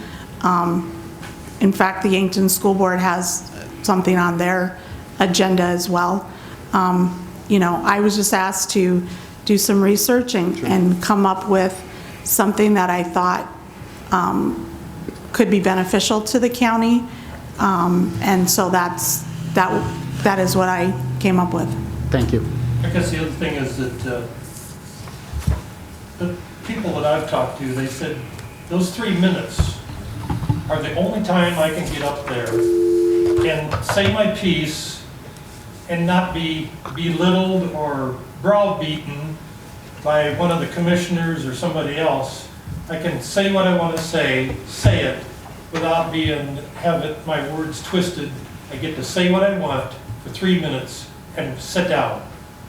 And I believe that that's their right, to get up there and stand up there and say what they want for 3 minutes, no matter what it is. And like I said, I wouldn't have done this tonight either, had not State's Attorney Ron Clemish set the precedence by doing it to me, not once, but twice, and then Sherry Lowe's jumped in too. But I think it's a big fabrication for something, a setup for later on.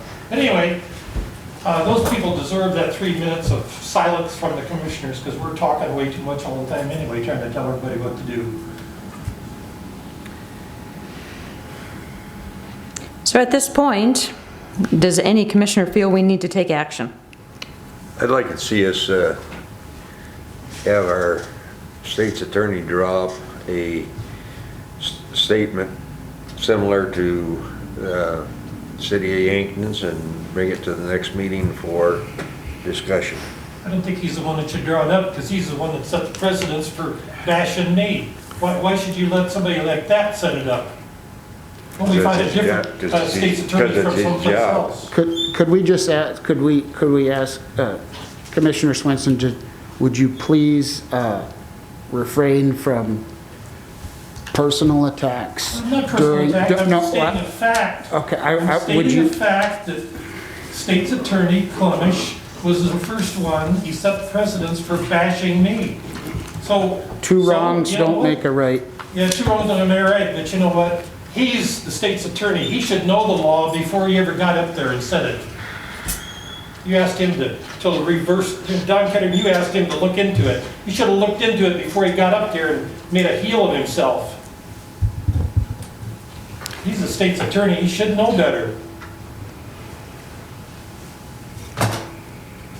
Did that answer your question there, Dan? Question, all right. Okay, so at this time, I think that I will circle back with the state's attorney's office and look at putting this on the agenda for next time when our Commissioner Healy will be back for input as well. So let us move on to item number 10. Striping agreement. Mr. Solacek, thank you for waiting. I guess this is a yearly deal. It's a project where the state will pay 60% and the county will pay 40% on safety striping, the white and yellow lines. This year, when I put in for it, I put in for 46.5 miles. That is the amount of miles that we will be chip sealing this year. So therefore, have a new chip seal, new lines. Yeah, it's just a kind of a standard deal, I guess, for the department. We have added some and taken some off in the past so we can adjust a little bit. I would entertain a motion to approve unless there are questions. Move approval of the striping agreement. Second. I have a motion and a second to approve the striping agreement with the state of South Dakota. Further discussion?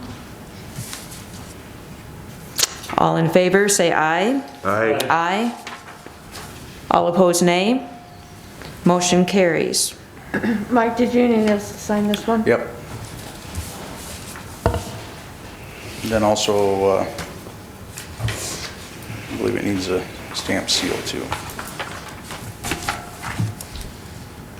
And then you have a right-of-way. Yep, right-of-way app for Vast Broadband. They're going to be boring and plowing 12 to 24 count fiber. There's a map attached there. What township is this in? This would be up in Turkey Valley. And a little in Mayfield, right? And yes. Just a smidgen? Yep. Just south of the county line? All right. They putting in, is it internet or what are they putting in? Okay, phone line? Fiber, I guess. Fiber? Broadband, yeah. Good. A lot of miles. That's good to get that up there. There'd be 1 mile of on the North County line on the Viborg Road, 2 miles on, roughly 2 miles on the Walshtown Road 444, and then about 1 mile on 448. So I'd make a motion to approve the right-of-way application for Vast Broadband. Second. I have a motion and a second to approve the right-of-way for Vast Broadband. Further discussion? All in favor say aye. Aye. Aye. All opposed, nay. Motion carries. Right-of-way is approved. Does she need to sign that too? yep. I'll go get this, notary.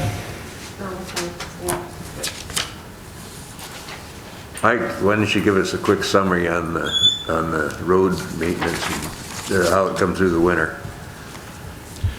As in like road breakup and stuff like that. Way better than last year, I'll say.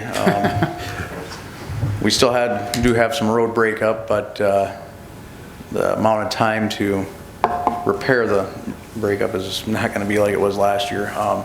We still plan on going through like we did last year, skid loader patch and everything, and then we can pick and choose on which ones still need the paver to go over. I know last year that was the goal, was to take the paver over some of them, but there's too many irons put out, too many irons in the fire to put out, so you got to choose which one. And well, this year we'll try to attack more of them. So The graders have been pretty busy now. yes, there's actually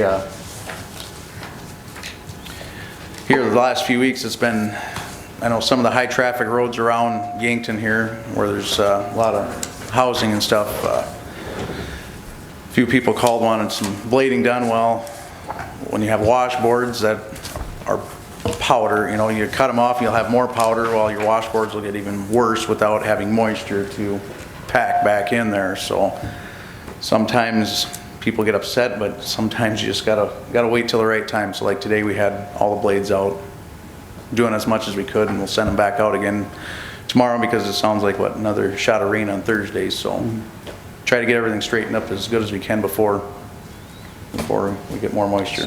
Thank you. All right, good. Thank you. Thanks, Mike. Next item is 12, extra fuel storage. Mr. Swenson. Yeah, and Mike and I have had some conversations about this, and I'm gonna take this thing off because it keeps fogging up my glasses, and Chairman Sherry Lose doesn't wear a mask at all, so I guess I can get by with talking for a while without one. Mike. Anyway, and I wasn't bashing you, I'm just stating fact. Anyway, Mike and I had a few conversations about extra fuel storage. We've got about 10,000 gallons of storage out there, don't we, Mike? About 11, 10 yeah. and a half is what it is. Yeah. And I just reminded him, some of us old geezers like Don and I, we went through the 74 energy crisis where you had to have a 5-gallon can and you were standing in line for gas at the pump because that was your limit. But I hope we never see that again. But now I see we got meat shortages already. So much chicken, so much ground beef and whatever. But I hope we never see that again. But I had suggested maybe we pull in or purchase an old tanker, and there was one that sold the other day on the Weeman sale, and Mike and I, we were sharing information about it for $15,000, and you can get by without all the regulations. And another guy even interjected that you have to have a tractor hooked up to it. Well, you got some semi-tractors out there, don't you? You could hook up to it till you transferred it over to another tank, couldn't you? That you don't have tied up all the time. A lot of times, yeah, we only have the two. Two, yeah.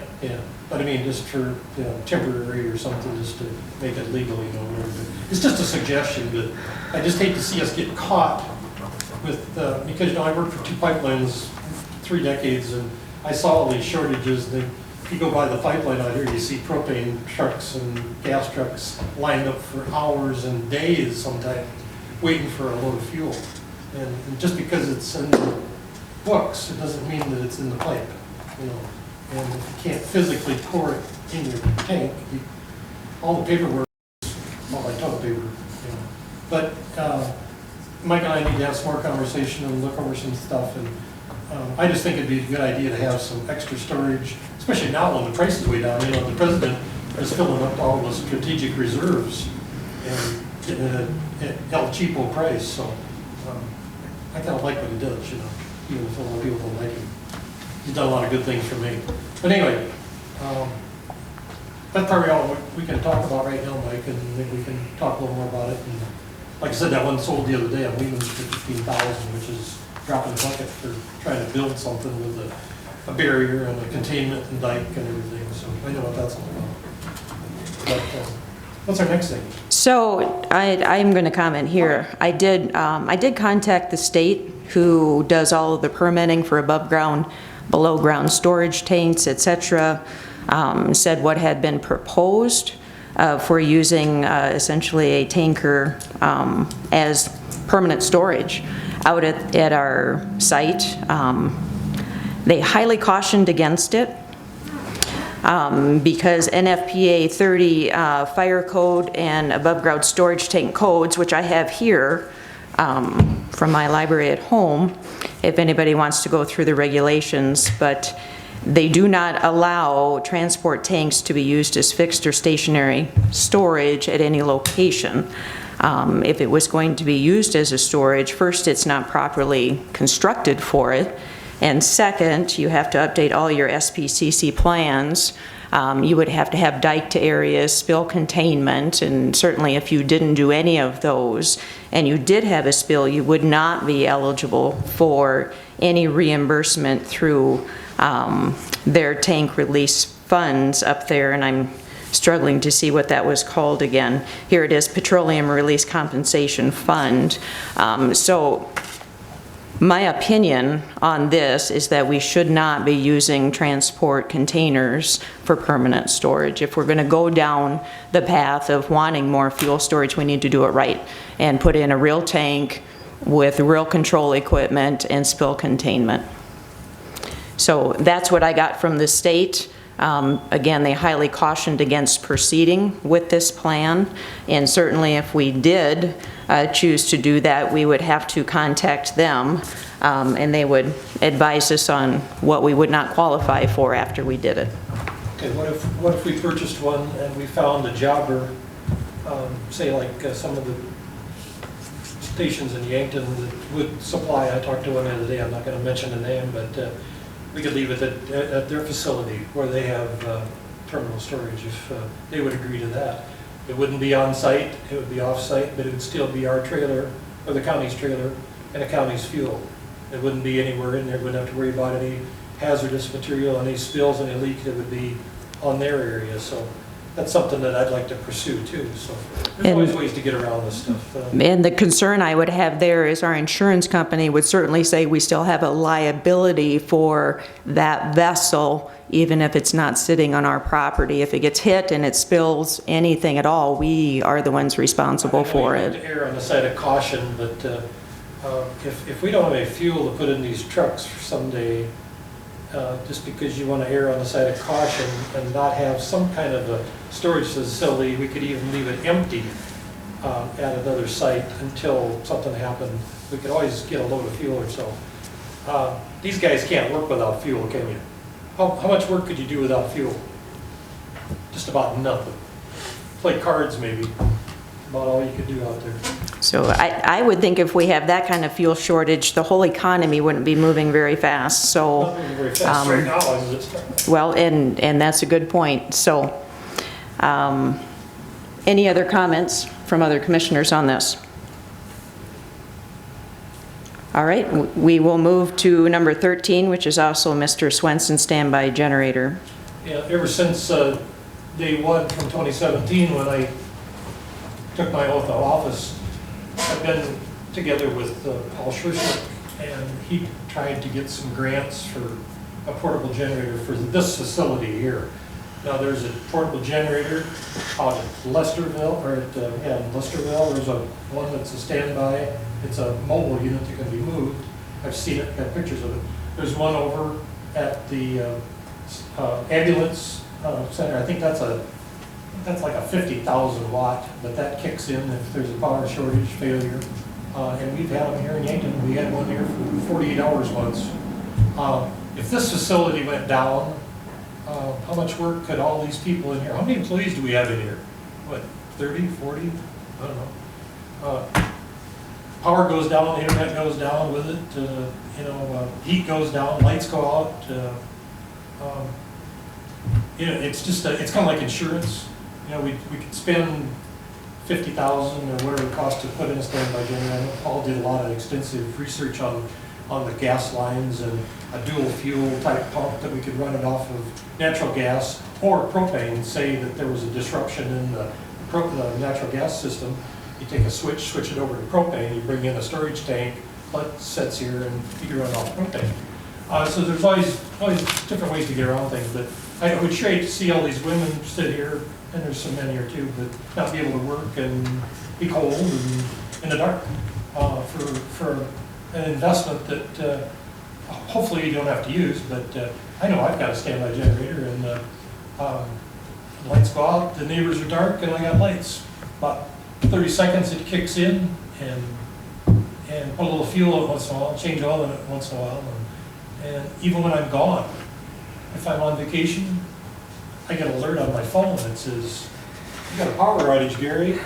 Your generator just kicked in," and it's run for 2 hours, 3 hours, 4. And gee, if I got 3 deep freezes, and if they go out and I'm on vacation, you can't do anything about it. So, like I said, it's like insurance, paid up insurance. Anyway, it's just another idea. Like I said, I've worked with Paul since I got elected. But now that grants, I think, I hate to say this, but I think grants are kind of out the window with all the trillions of dollars that the government's spending. So maybe we can get some. I don't think so, really. Anyway, something else for the thought. Comments by other commissioners? Well, I think a standby generator would be a good idea. I don't know what the cost or how big it would take, but more than keeping the employees out of the dark, we could continue to serve the public. I think they're pretty expensive because we started talking about this before, and I think they're pretty expensive. I believe, working with Paul for the grants, they only do standby generator grants, I think, for Red Cross temporary shelter sites. I mean, and Gary's correct, I think the federal dollars are less and less all the time. You know, I don't think it's a bad idea, but we have to justify the cost. You know, if the power's out for a day or two a year, I mean, it's maybe cheaper to send people home than spend. I don't know what a generator, it's gotta cost 50,000 or more, doesn't it? 100,000? I think it was 150. Yeah. You know, and I believe over at the Emergency Management Center and ambulance, they do have one because that's where our EOC is. And when we've had these disasters you know, like last March and last September, that EOC stands up, and I guess if worst case scenario, essential duties could go over there temporarily. I'm all for doing it if we can get a grant, but those are, I think, few and far between. All right, moving on to item 14, virtual county meeting format and public participation. So, do you want to come up and share some thoughts on this? Sure.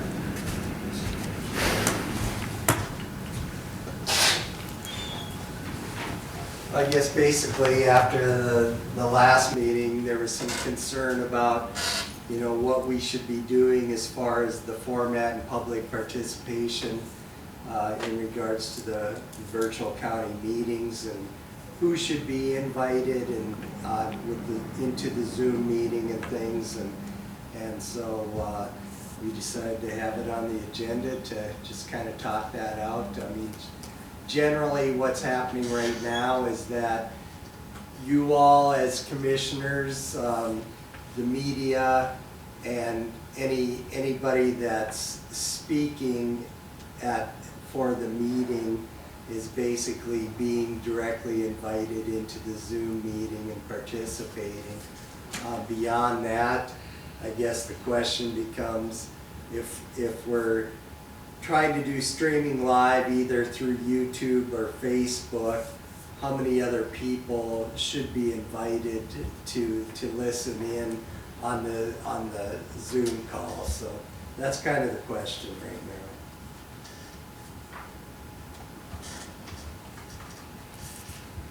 So our last meeting, we had a challenge streaming it live, is that correct? Correct. Yeah. And there's been a challenge throughout the country with everything that's going on with you're not necessarily getting access to YouTube right away. Facebook too was down just a few weeks ago. I know EM was down, they were down for a week or two also. And so it's a challenge now with everybody doing these virtual meetings to even get on these systems when everybody's home watching Netflix and everything else. There's just, and being on YouTube, it's just a tough time right now, but we're all struggling with it. We're trying to do the best we can, and in fact, tonight there was a comment made, somebody asked would like a question answer from the doctor, and I'll certainly look into that for him, but it's a challenge right now to decide, yeah, what pertinent comments are we going to be, you know, talking about, what should be answered. Last week we had one that was asking about a dog grooming site, and it wasn't even in the county, it was in the city, and so just the whole aspect of where do we want to go who we feel is necessary to invite, who else should just be watching the live stream and go from there, but. Okay. And right now, we have no restrictions for the number of people who can be in this room technically, although we're highly recommending.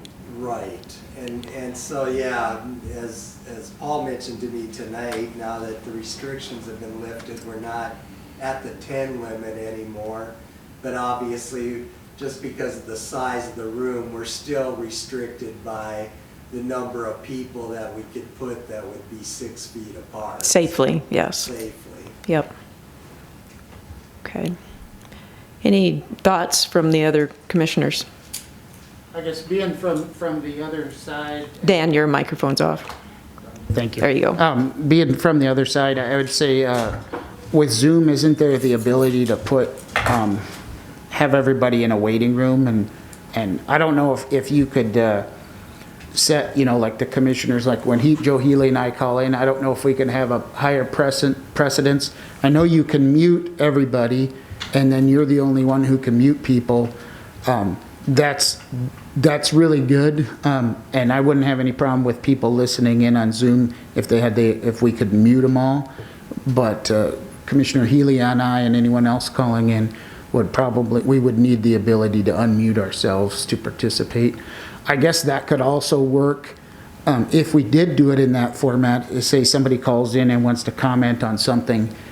When we reach that agenda item, then we could unmute that person, let them say what they need to say. If they're, for a project, against, have a question, and then when they're done, they're muted again. I mean, that's an option. Another thing that we do, which from what I understand, has been suspended with the city and some of the others, we still offer public comment in this room, and I know the school board has canceled that, and the city had. I don't know if they're doing it again. So we still have the ability for people to participate. But I do like the Facebook live streaming. I think that's a good option. I like that probably better than YouTube. YouTube gets some pretty nasty comments. As long as they work, it's great. Yeah, well, exactly. And credit to our staff for going through all of this and learning technology through the fire hose. I just want to say thank you guys for that. Dan? Yes. I just want to interject with this. I know when you and Joe the last time, you were on the phone, and I know there's some tweaking that needs to be done on the sound system, because Sherry Lost was literally screaming at you so that you could hear. And I thought this death-curdling scream, when she's just trying because you couldn't hear. I thought it was fine from my end. I think the key there is we got to make sure that everybody's talking into the mic. Yes. That seems to be the biggest. We've had this issue on the planning commission side too, where people tend to look to the side and talk to the people next to them, the other commission, and they're not talking into the mic, which causes an issue for this type of meeting. Do we have the ability to, if somebody's teleconferencing in, have our face come up on the screen, or is that's our next thing? Okay. We've actually ordered the parts already. They didn't get here in time for tonight, and Paul struggled with trying to get his laptops. There's a refresh issue that we're having with the laptops to the projector, and the school people are looking into that issue, but we've actually ordered a Wi-Fi that will hopefully connect the projector to the back so that we don't have to run cables all over the place. And then we're going to put the sound into the system like the camera currently is using right now. And so that should be here any day now. And the overnight stuff isn't working overnight anymore. You're lucky to get things 3 days later or 4 days later, it seems like. So that's part of the issue with everything that's going on right now too. And today I heard a bunch of Amazon people were walking out, so I'm not sure how things like that are going to change also. But we'll keep working on that aspect. From the state's attorney's office, I mean, we're complying with everything for open meeting laws, correct? Do you see anything that we could do to improve?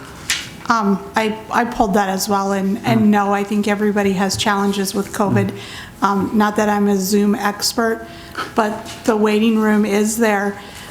There is also a chat option, so that if you did have someone who wanted to comment or ask a question, you could ask them to chat. You would keep them in the waiting room. They could type their question and then unmute them when it came to the point where that would happen. Almost like your sign-in sheet, but it's a chat option that runs and it's visible basically to anyone in the Zoom meeting. And then they're actually in the waiting room. The commissioners are in the commissioners are themselves in the Zoom meeting. Computer. I'm at a computer, Do we need to county take a commission break? meeting. You talk to his kids? Hang up.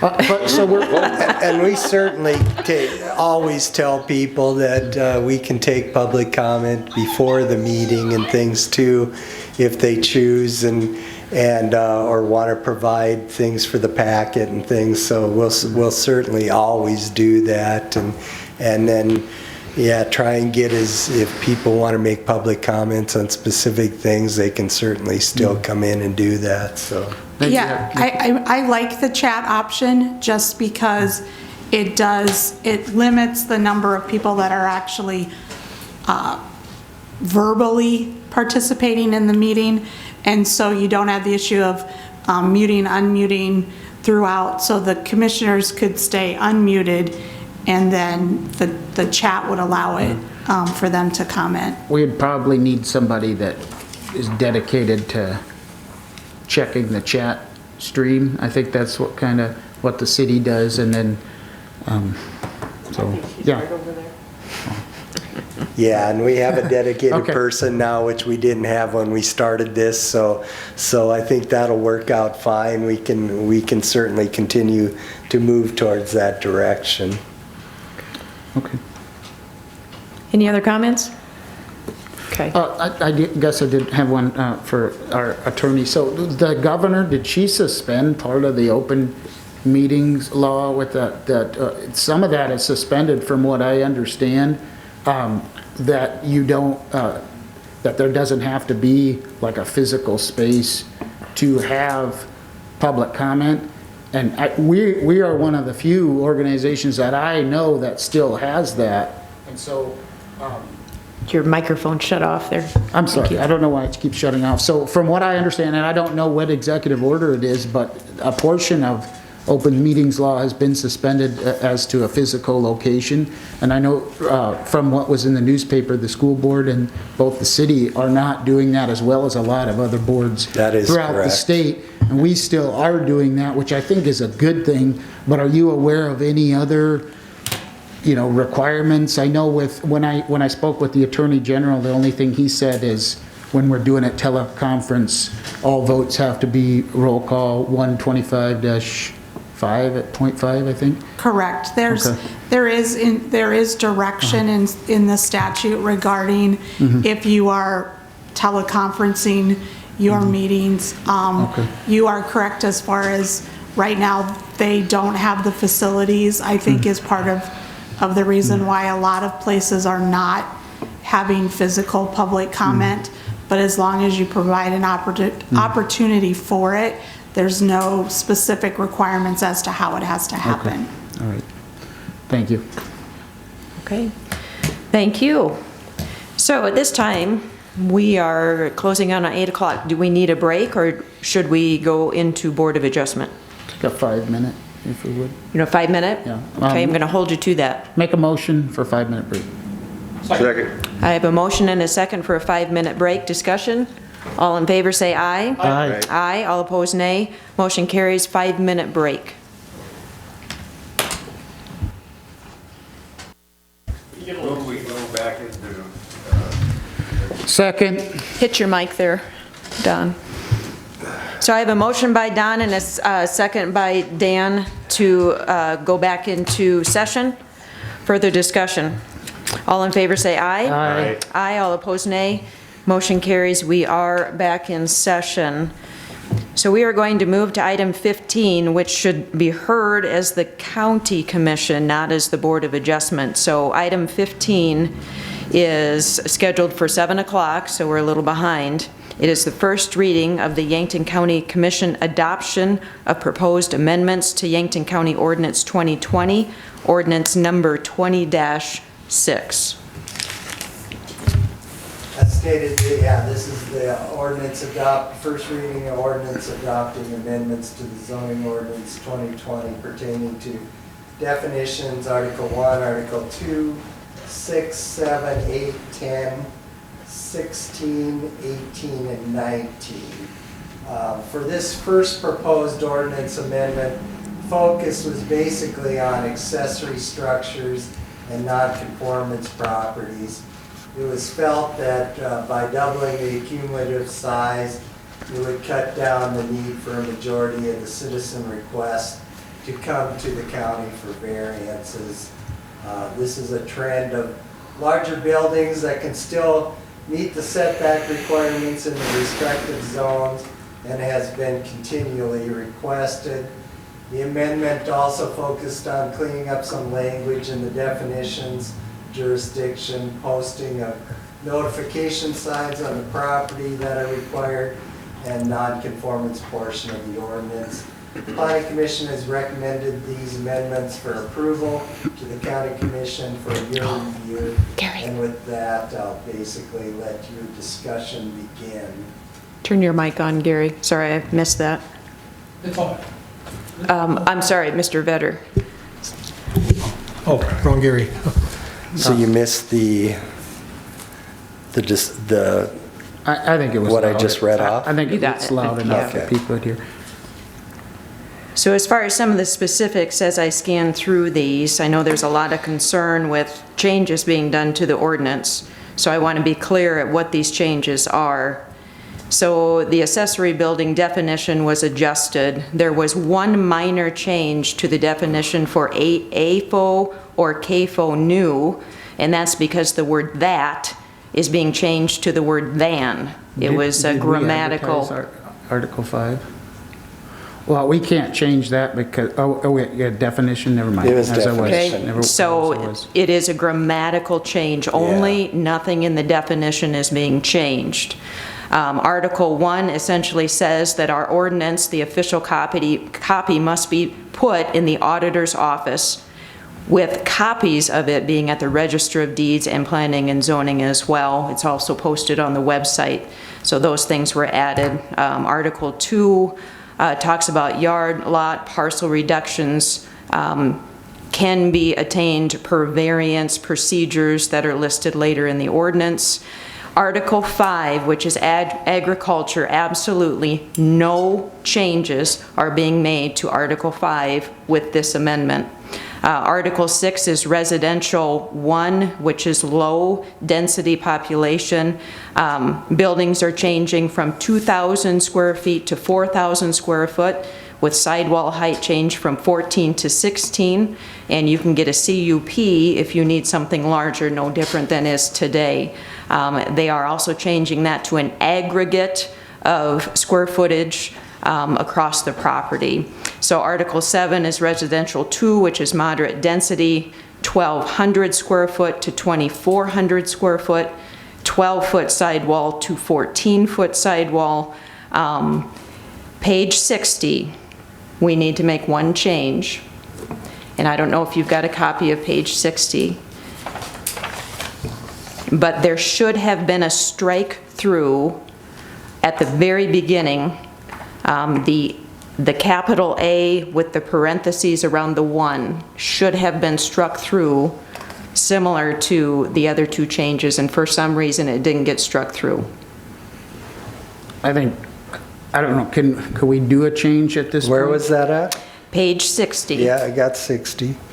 Yep, at the very beginning of the paragraph, the capital A and the parenthesis around the word 1 should have had a strike through. Gotcha.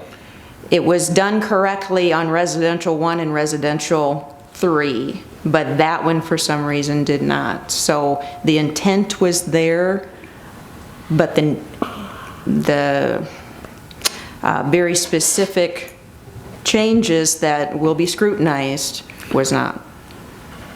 Are we able to make a change like this at this time? It was Should that already just be- noted, that article was Okay. noticed, so yeah, we can make Okay, so that it's more of a grammatical. grammatical change. What does the governor call it when she does vetoes on form and something or other? So that was A7. So Article 8, residential 3, which is high, goes from an 800 square foot to 1,600. Sidewall 10 to 12 foot. Article 16, I skipped Article 10. Article 10, is that commercial? I think that's Yes, commercial. yes. We are adding fireworks sales as an option for conditional use permit there. Article. That's been an issue, and several times now we've had to go through and add things through Section 1009, classifications of unlisted uses.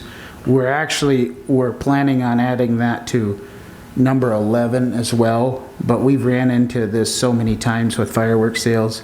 The Planning Commission thought we just needed to add it in this one, so that's why it was done. So Article 16 deals with non-conformance. There's too many changes, I guess, to go through. So page 107 deals with a lot of adjustments to non-conformance. I wouldn't say anything major is being changed. It's more of a cleanup of the language to make sure it's more understandable. Article 18, which deals with the Planning Commission, and that deals with this signs for building permits, etc., are now going to be furnished by Planning and Zoning and installed by the applicant.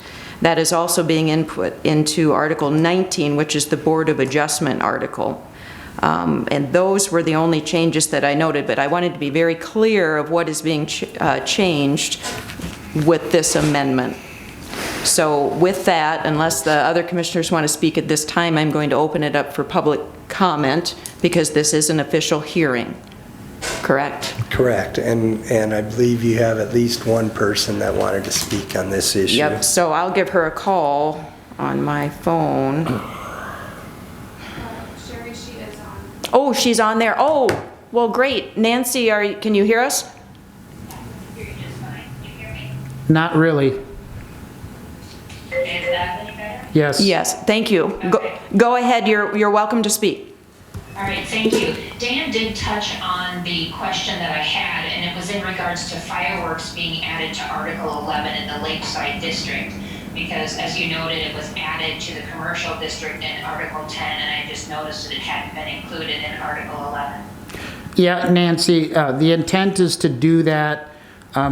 We're kind of going through a big comprehensive review of the zoning ordinance, and some of the other commissioners has mentioned that needs to happen, and it's going to. We just added this into this change because we've had so many, I think 3 or 4 incidences where we've had people come in to get a conditional use permit in commercial, and that is the intent, to do that as well for Article 11. Okay, that would be appreciated. And if it's at all possible, when you have your planning commission meetings, if you can have your packet of information online, it would be easier to follow along as you're going through those meetings and making those changes on the zoning, so we can be doing that at home while we're watching the meeting. And that is done currently. Other public Thank you very much. Thank you. comments? No? All right. Not yet. All right. I will close public comment then and bring it back to the commissioners if there's any comments. Yeah, we've been working on this with the Planning Commission for well over a year. We have not had one person in opposition to any of these changes, and many have agreed that this is a good change. And one of the reasons I think it's a good change is because we have so many variance applications for accessory structure size. And what this is going to do is reduce the variances that we have to do and allow people to, build these accessory structures faster. And so I think it's a good change, and I would recommend approval of it. It passed the zoning and Planning Board Commission, was it 9-0? Correct. So, So we will have a second reading at our next meeting. Yes. do we have to vote on this, do we not? It'll be, the second reading is where Okay, you so need to we do don't, the we don't vote on it? Okay, No. got it. Okay. Further comments? All right. Thank you.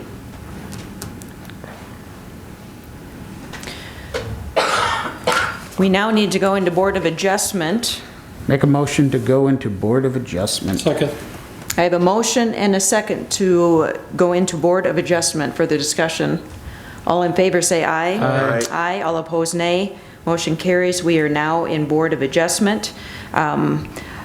Item number 16, we will hear at our next meeting. Item number 17, we will hear at our next meeting. So we are now at item number 18, a conditional use permit for Mike Barkle. I believe Mr. Barkle is online now, so. Hi, good evening, ladies and gentlemen. Hello, welcome. Thank you. So I'm applying for a conditional use permit for a permanent structure for wholesale fireworks. Old Retreat. And Mike, you currently have a conditional use permit, but it's just for the summer for this operation, is that correct? Correct. Yeah, see, I remember him coming through, so to give you a little background, unless you want to do it, Gary, I don't know if you were, correct me if I'm wrong, Mike, you came in and we gave you a conditional use permit, but you would just wanted to do it seasonally, and that's how he signed up for it, as just seasonally, and now he wants to do year-round sales, and so that's why we're doing it. Is that correct, Mike? Correct. Sales for out-of-state from May 1st to August 31st, and for in-state the same as previous from June 27th to July 5th.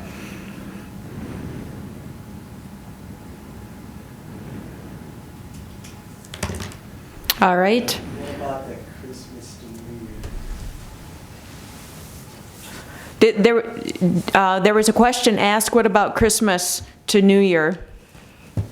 Christmas, South Dakota State allows sales from December 28th into January 1st. So that's part of your application as well? Yes, ma'am. Okay, just wanted to make sure that was clear. Further questions for the applicant before we go to public comment?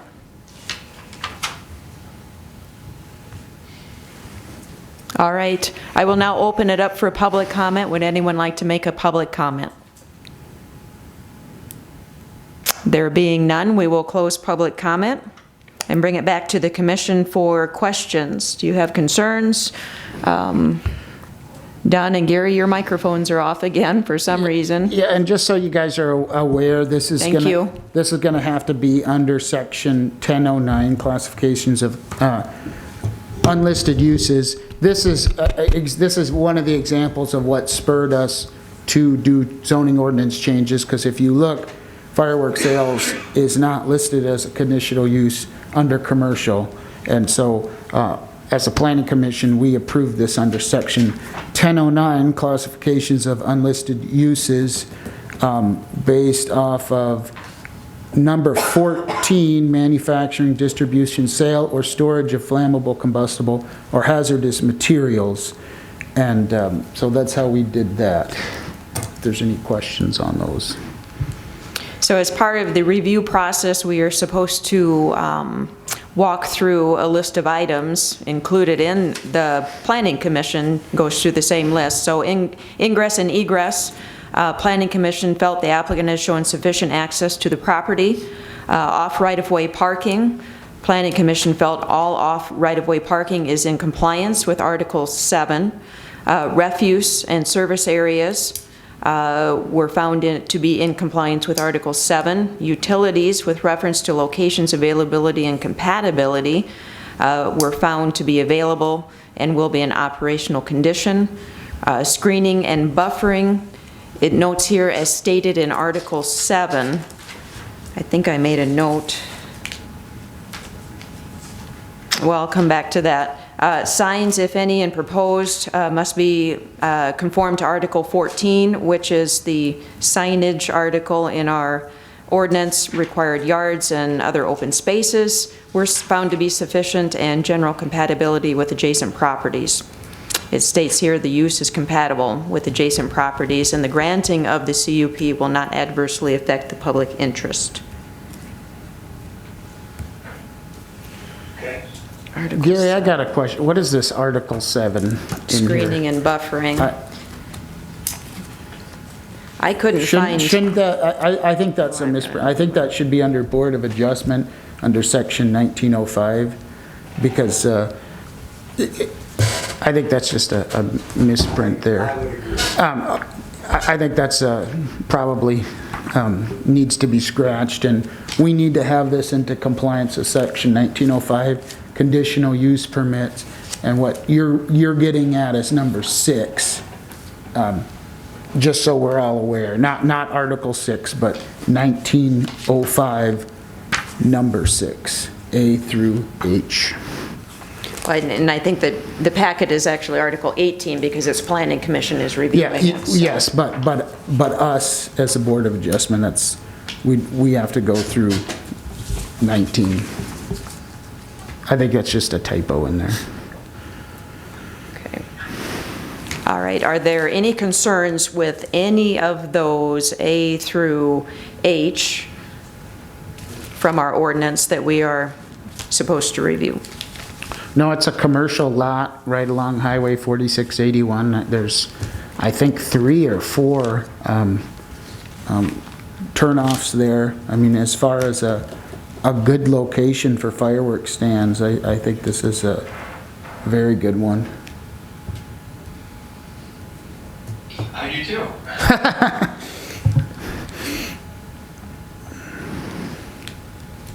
Okay. All right, if there's no further discussion, I would certainly entertain a motion on the application. Madam Chairman, I make a motion to approve the conditional use permit for Mr. Mike Barkle for a fireworks stand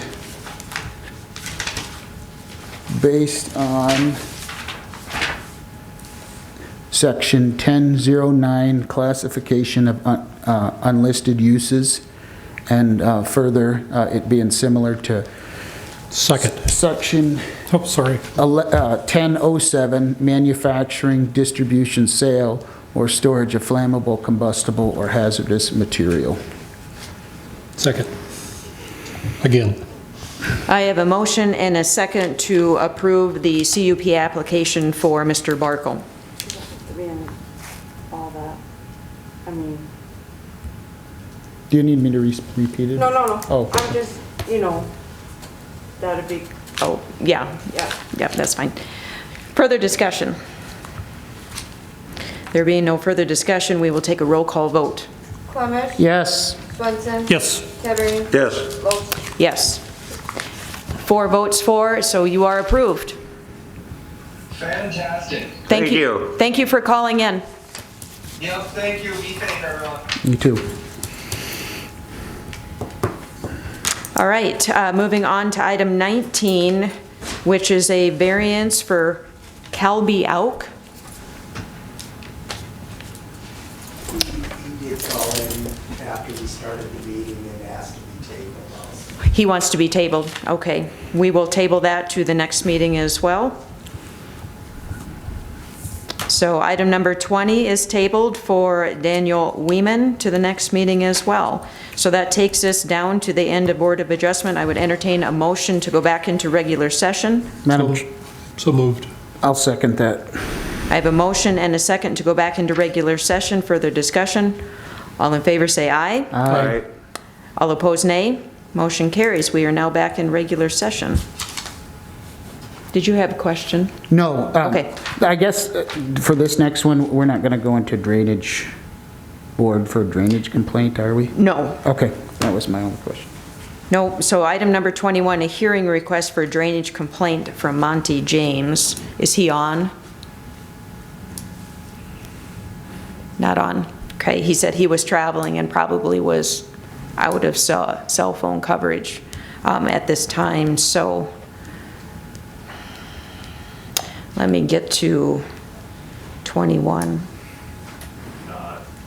I'm Neil Anthony. I'd like to make. Yep, I know you do, so hang on a second. So essentially, Mr. James has written in drainage and erosion of property caused by Neil Anthony at 154 Oak Hills Drive were his concerns. Gary, did you have anything you wanted to share before Mr. Anthony speaks?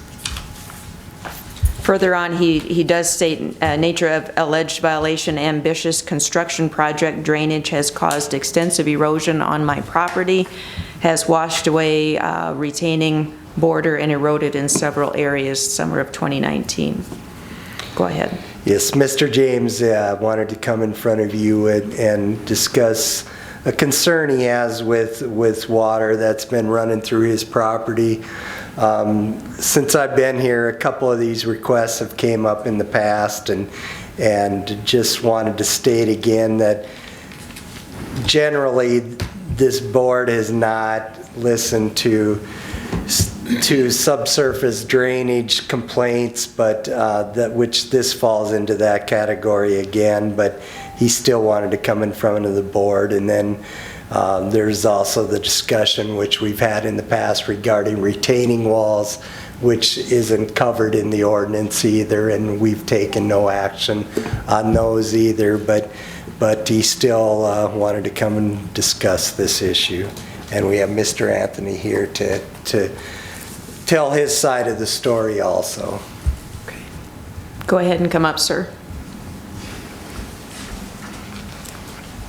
Please introduce yourself if you would. Neil Anthony, 154 Oak Hills Drive. Well, I'd like to start out by saying that I guess I have the same problem that Monty has. When it rains, it takes the rocks out of the front of my driveway. I'd like to think that I've been smart enough to figure out that water runs downhill, and that's what's going to happen. And I'd like to be smart enough to think that when you're at the bottom of the hill, you're going to get all the water. Now, this berm that's along the road that you've got pictures of was built over 20 years ago with the people sitting in these chairs' approval. The water used to come down and pass by the mailbox of my neighbor across the street, and it ran down into Dusay's and Dawson's backyard and ran into their houses all the time. So at the requests of the Nelsons and Valmers, they said they would take the dirt, and Leroy Nelson had the equipment, they would build that berm. This council told them to go ahead and do it, that'd be a good idea. So that berm has been there for over 20 years. Does not have anything to do with my wall. And I've gotten along just fine with this neighbor of mine, Monty, until this whole Dusay vigilante group started with you guys back in November of 18. And to tell all of you the truth, I'm really getting sick and tired of having to come in here and defend myself. This is the 4th time that I've had to come in and listen to the lies and people telling me I should be in jail, I should be fined, all this other crap they're coming up with when I haven't done anything wrong. And right now is another case of him coming in and blaming the wall, which has nothing to do with this. That berm has been there for 20 plus years, water runs downhill. Either move out or get over it. Okay. Where's the berm? If you look in the pictures, he took the first picture up by my house. Shows the water running down. Right alongside the road, they basically just took some dirt and built it up 5 or 6 inches. So instead of the water running down across the lots and flooding the 2 houses below, it gets routed right down the street. Goes right down past his house, moves his rocks just like it does move my rocks when it's coming down the hill. There's nothing we can do about it unless the county wants to put in some type of a gutter and drain system. That's the way it's going to be. I went out there yesterday and spent some time driving around and looking, and I don't know what you're doing up in the flat part behind the monster blocks, closer to between the monster blocks and your house, but I'm filling all that in. That's going to get sodded down with grass. okay. So that should, But did you notice? That wall has nothing to do with this. well, Not a thing to do with this. I didn't notice that the road had been destroyed as was indicated. It didn't appear that there was any unusual construction problems with the road. No. And he's out there, every time we go up that road with a load of dirt, he's out there taking pictures. And I think that was another thing that he wanted to bring up to you, was me going up there with trucks with loads of dirt. Well, guess what? The cement trucks go up that hill. When Kurt Oliver built his wall, he hauled hundreds of loads in. That started at 6 o'clock in the morning and went all day into the night for days. I am at least considerate enough that when I have my trucks bring in dirt, they come in after 9 o'clock in the morning, before 5. Most of the people at work, we don't disturb anybody. They dump a load or two and leave again. I have done my best to try and be accommodating to everybody out there and not disturb anybody, but this is getting ridiculous. I didn't notice any rocks that had been washed down into the yard, his yard, that would cause the grass not to grow. No, he's But I got, don't if you look know. at the picture, he's got rocks right along the road, and when it rains hard, and it does the same thing to my driveway. I've got rocks, a rock driveway right next to my cement driveway, and when it rains, it takes the rocks that are towards the end right down the hill, probably to his place. And when all that water builds up as it goes down, yeah, he's got quite a funnel of water coming down there, but it's not my fault. And it has nothing to do with my wall. Any other questions for Mr. Anthony? None? Okay. I went out and looked at it too, and I visited with Mr. James for quite some time, and Mike went out and drove the road as well, and we didn't see any damage to the county road and such, and the rock alongside the road is doing its job, and some of it had been washed, but if you get a 3-inch rain, you're going to have that. Exactly. And when it goes downhill, it goes downhill. You know, at this time, I don't see that our highway department has any concerns with the county road out in front. And there was a little bit of gravel out in the grass and stuff, but I guess I don't consider it anything like a foot of soil has been washed away or anything like that, so. But bottom line is, it's still not my problem. Sir, I didn't say it was. Well, I know, but I'm saying he's saying that. Yeah. So don't file a complaint against me. Well, I don't think the county is filing any complaints against anybody at this point, but we certainly need to hear concerns of our citizens, so that's what we're doing today. Oh, I know, and that's what I'm saying. But I'm saying ever since Doucet lost the first 3 battles with you, he's got the rest of the neighbors down there all fired up, telling them stories, so they're following. So now you got them coming in. And it's just getting to be ridiculous. They're wasting your time and mine. How many levels of monster block have you put in so far? It's done. The wall's done. I'm just backfilling. Is there not 8? 5. 5. And there's 6 further to the north. Is there 6 No, down there? there's 5. Just 5? You Okay, can't it was go hard over to see 5. behind the house. You have to stay at 5, and then you have to back up so many feet and start another one if you want to build up. It's 5. That's where it's at. You know, and the other thing is, last year, I don't know which ones of you were here or which meeting it was, but the Michaels came in, and she got up here and sobbed about how they can't go in their backyard and can't enjoy their backyard because they're afraid the wall is going to come tumbling down on them. I walked over to the wall the other day and looked over, and they've got 2 chairs set up in the corner right below the wall around a tree that they sit in. Gee, we're scared now, aren't we? This whole thing is just ridiculous. It's a waste of your time, my time, and everybody's time. All right. Thank you for coming in. Okay. Further discussion?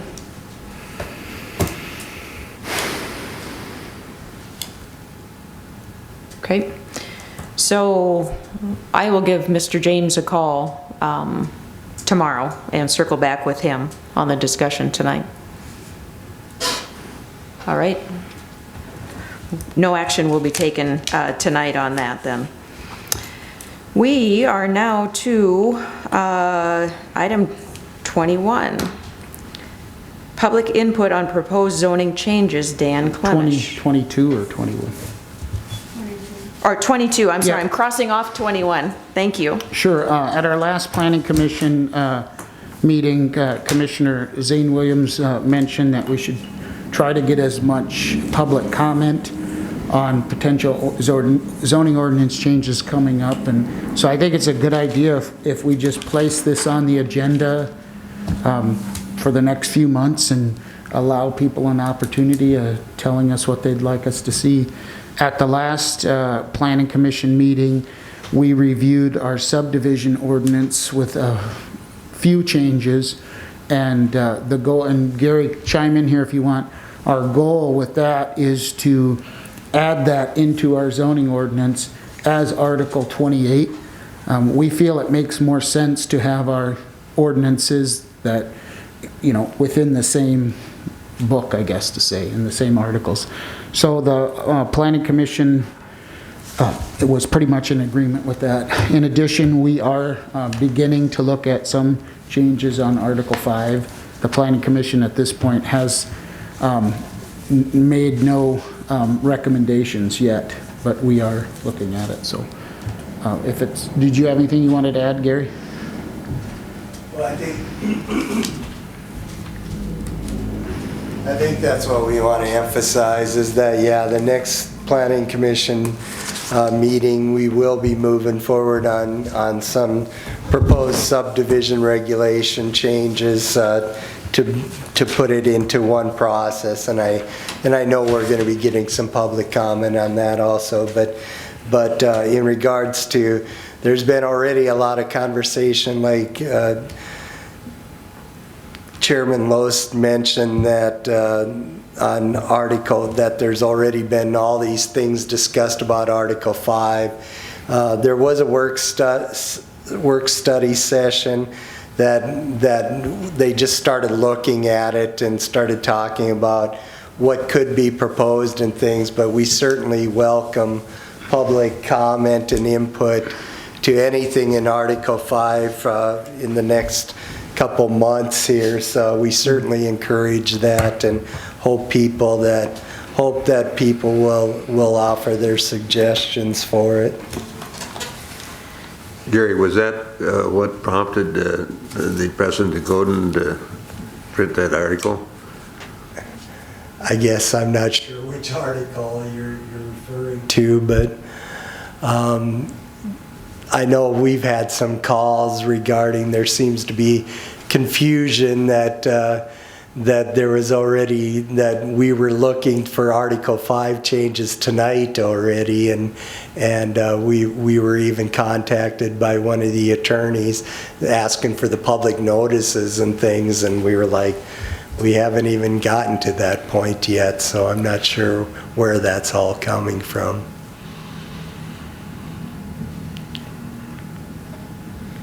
All right. Thanks. No problem. So, public input.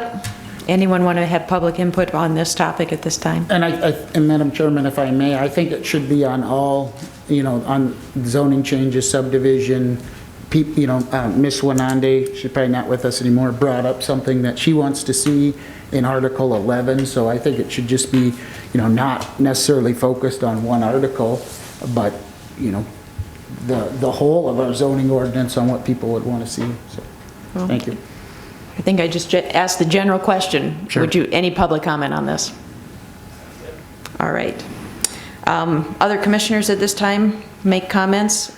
I think it's important that, you know, instead of people just saying, well, I don't like this, or I don't like this, then provide something better, you know, by complaining and not offering a different solution is just really, in effect, whining. So if you don't like something, say, I don't like this, and here's how we can do it better. And that would be my suggestion, so. All right. Item number 23, now we are at public comment. Would anyone like to make a public comment? Come forward, please.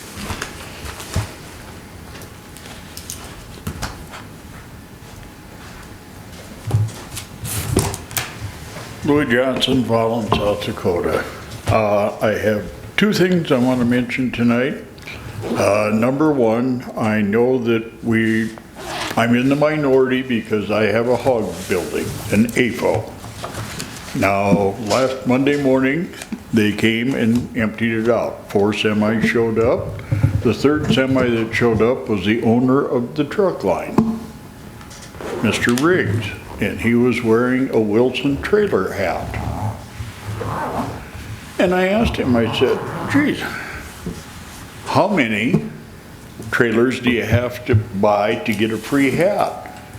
And he goes, I've got 25, but I got a free coat also. I have no idea what a triple axle semi-trailer costs, none. But when he orders a new trailer, he comes down to the Yankton plant and orders them specifically to his specs and Centura specs to minimize bruising and stress on the animals. And anytime you have a special order, the price goes up. And I don't know, like I said, I don't know what 25 trailers cost, but they brought a lot of income into Yankton County. And so it's not just the pig money coming in, there is associated businesses with that. The other thing I want to mention, the April 7th meeting, I came here because I heard there was complaints on my son's building, and I stood out in the hallway and I waited till the appropriate time just to find out that it had been taken care of a half an hour or an hour before I got here. And I, for one, think you should be able to face your accuser. I'm tired of the knife holes in the back. And the person that was doing the complaining, I believe my son said that he has never spoken to her in the 19 years he's been back from the service. And they live across the road. That's all I have to say. Thank you. Thank you. Come forward, please.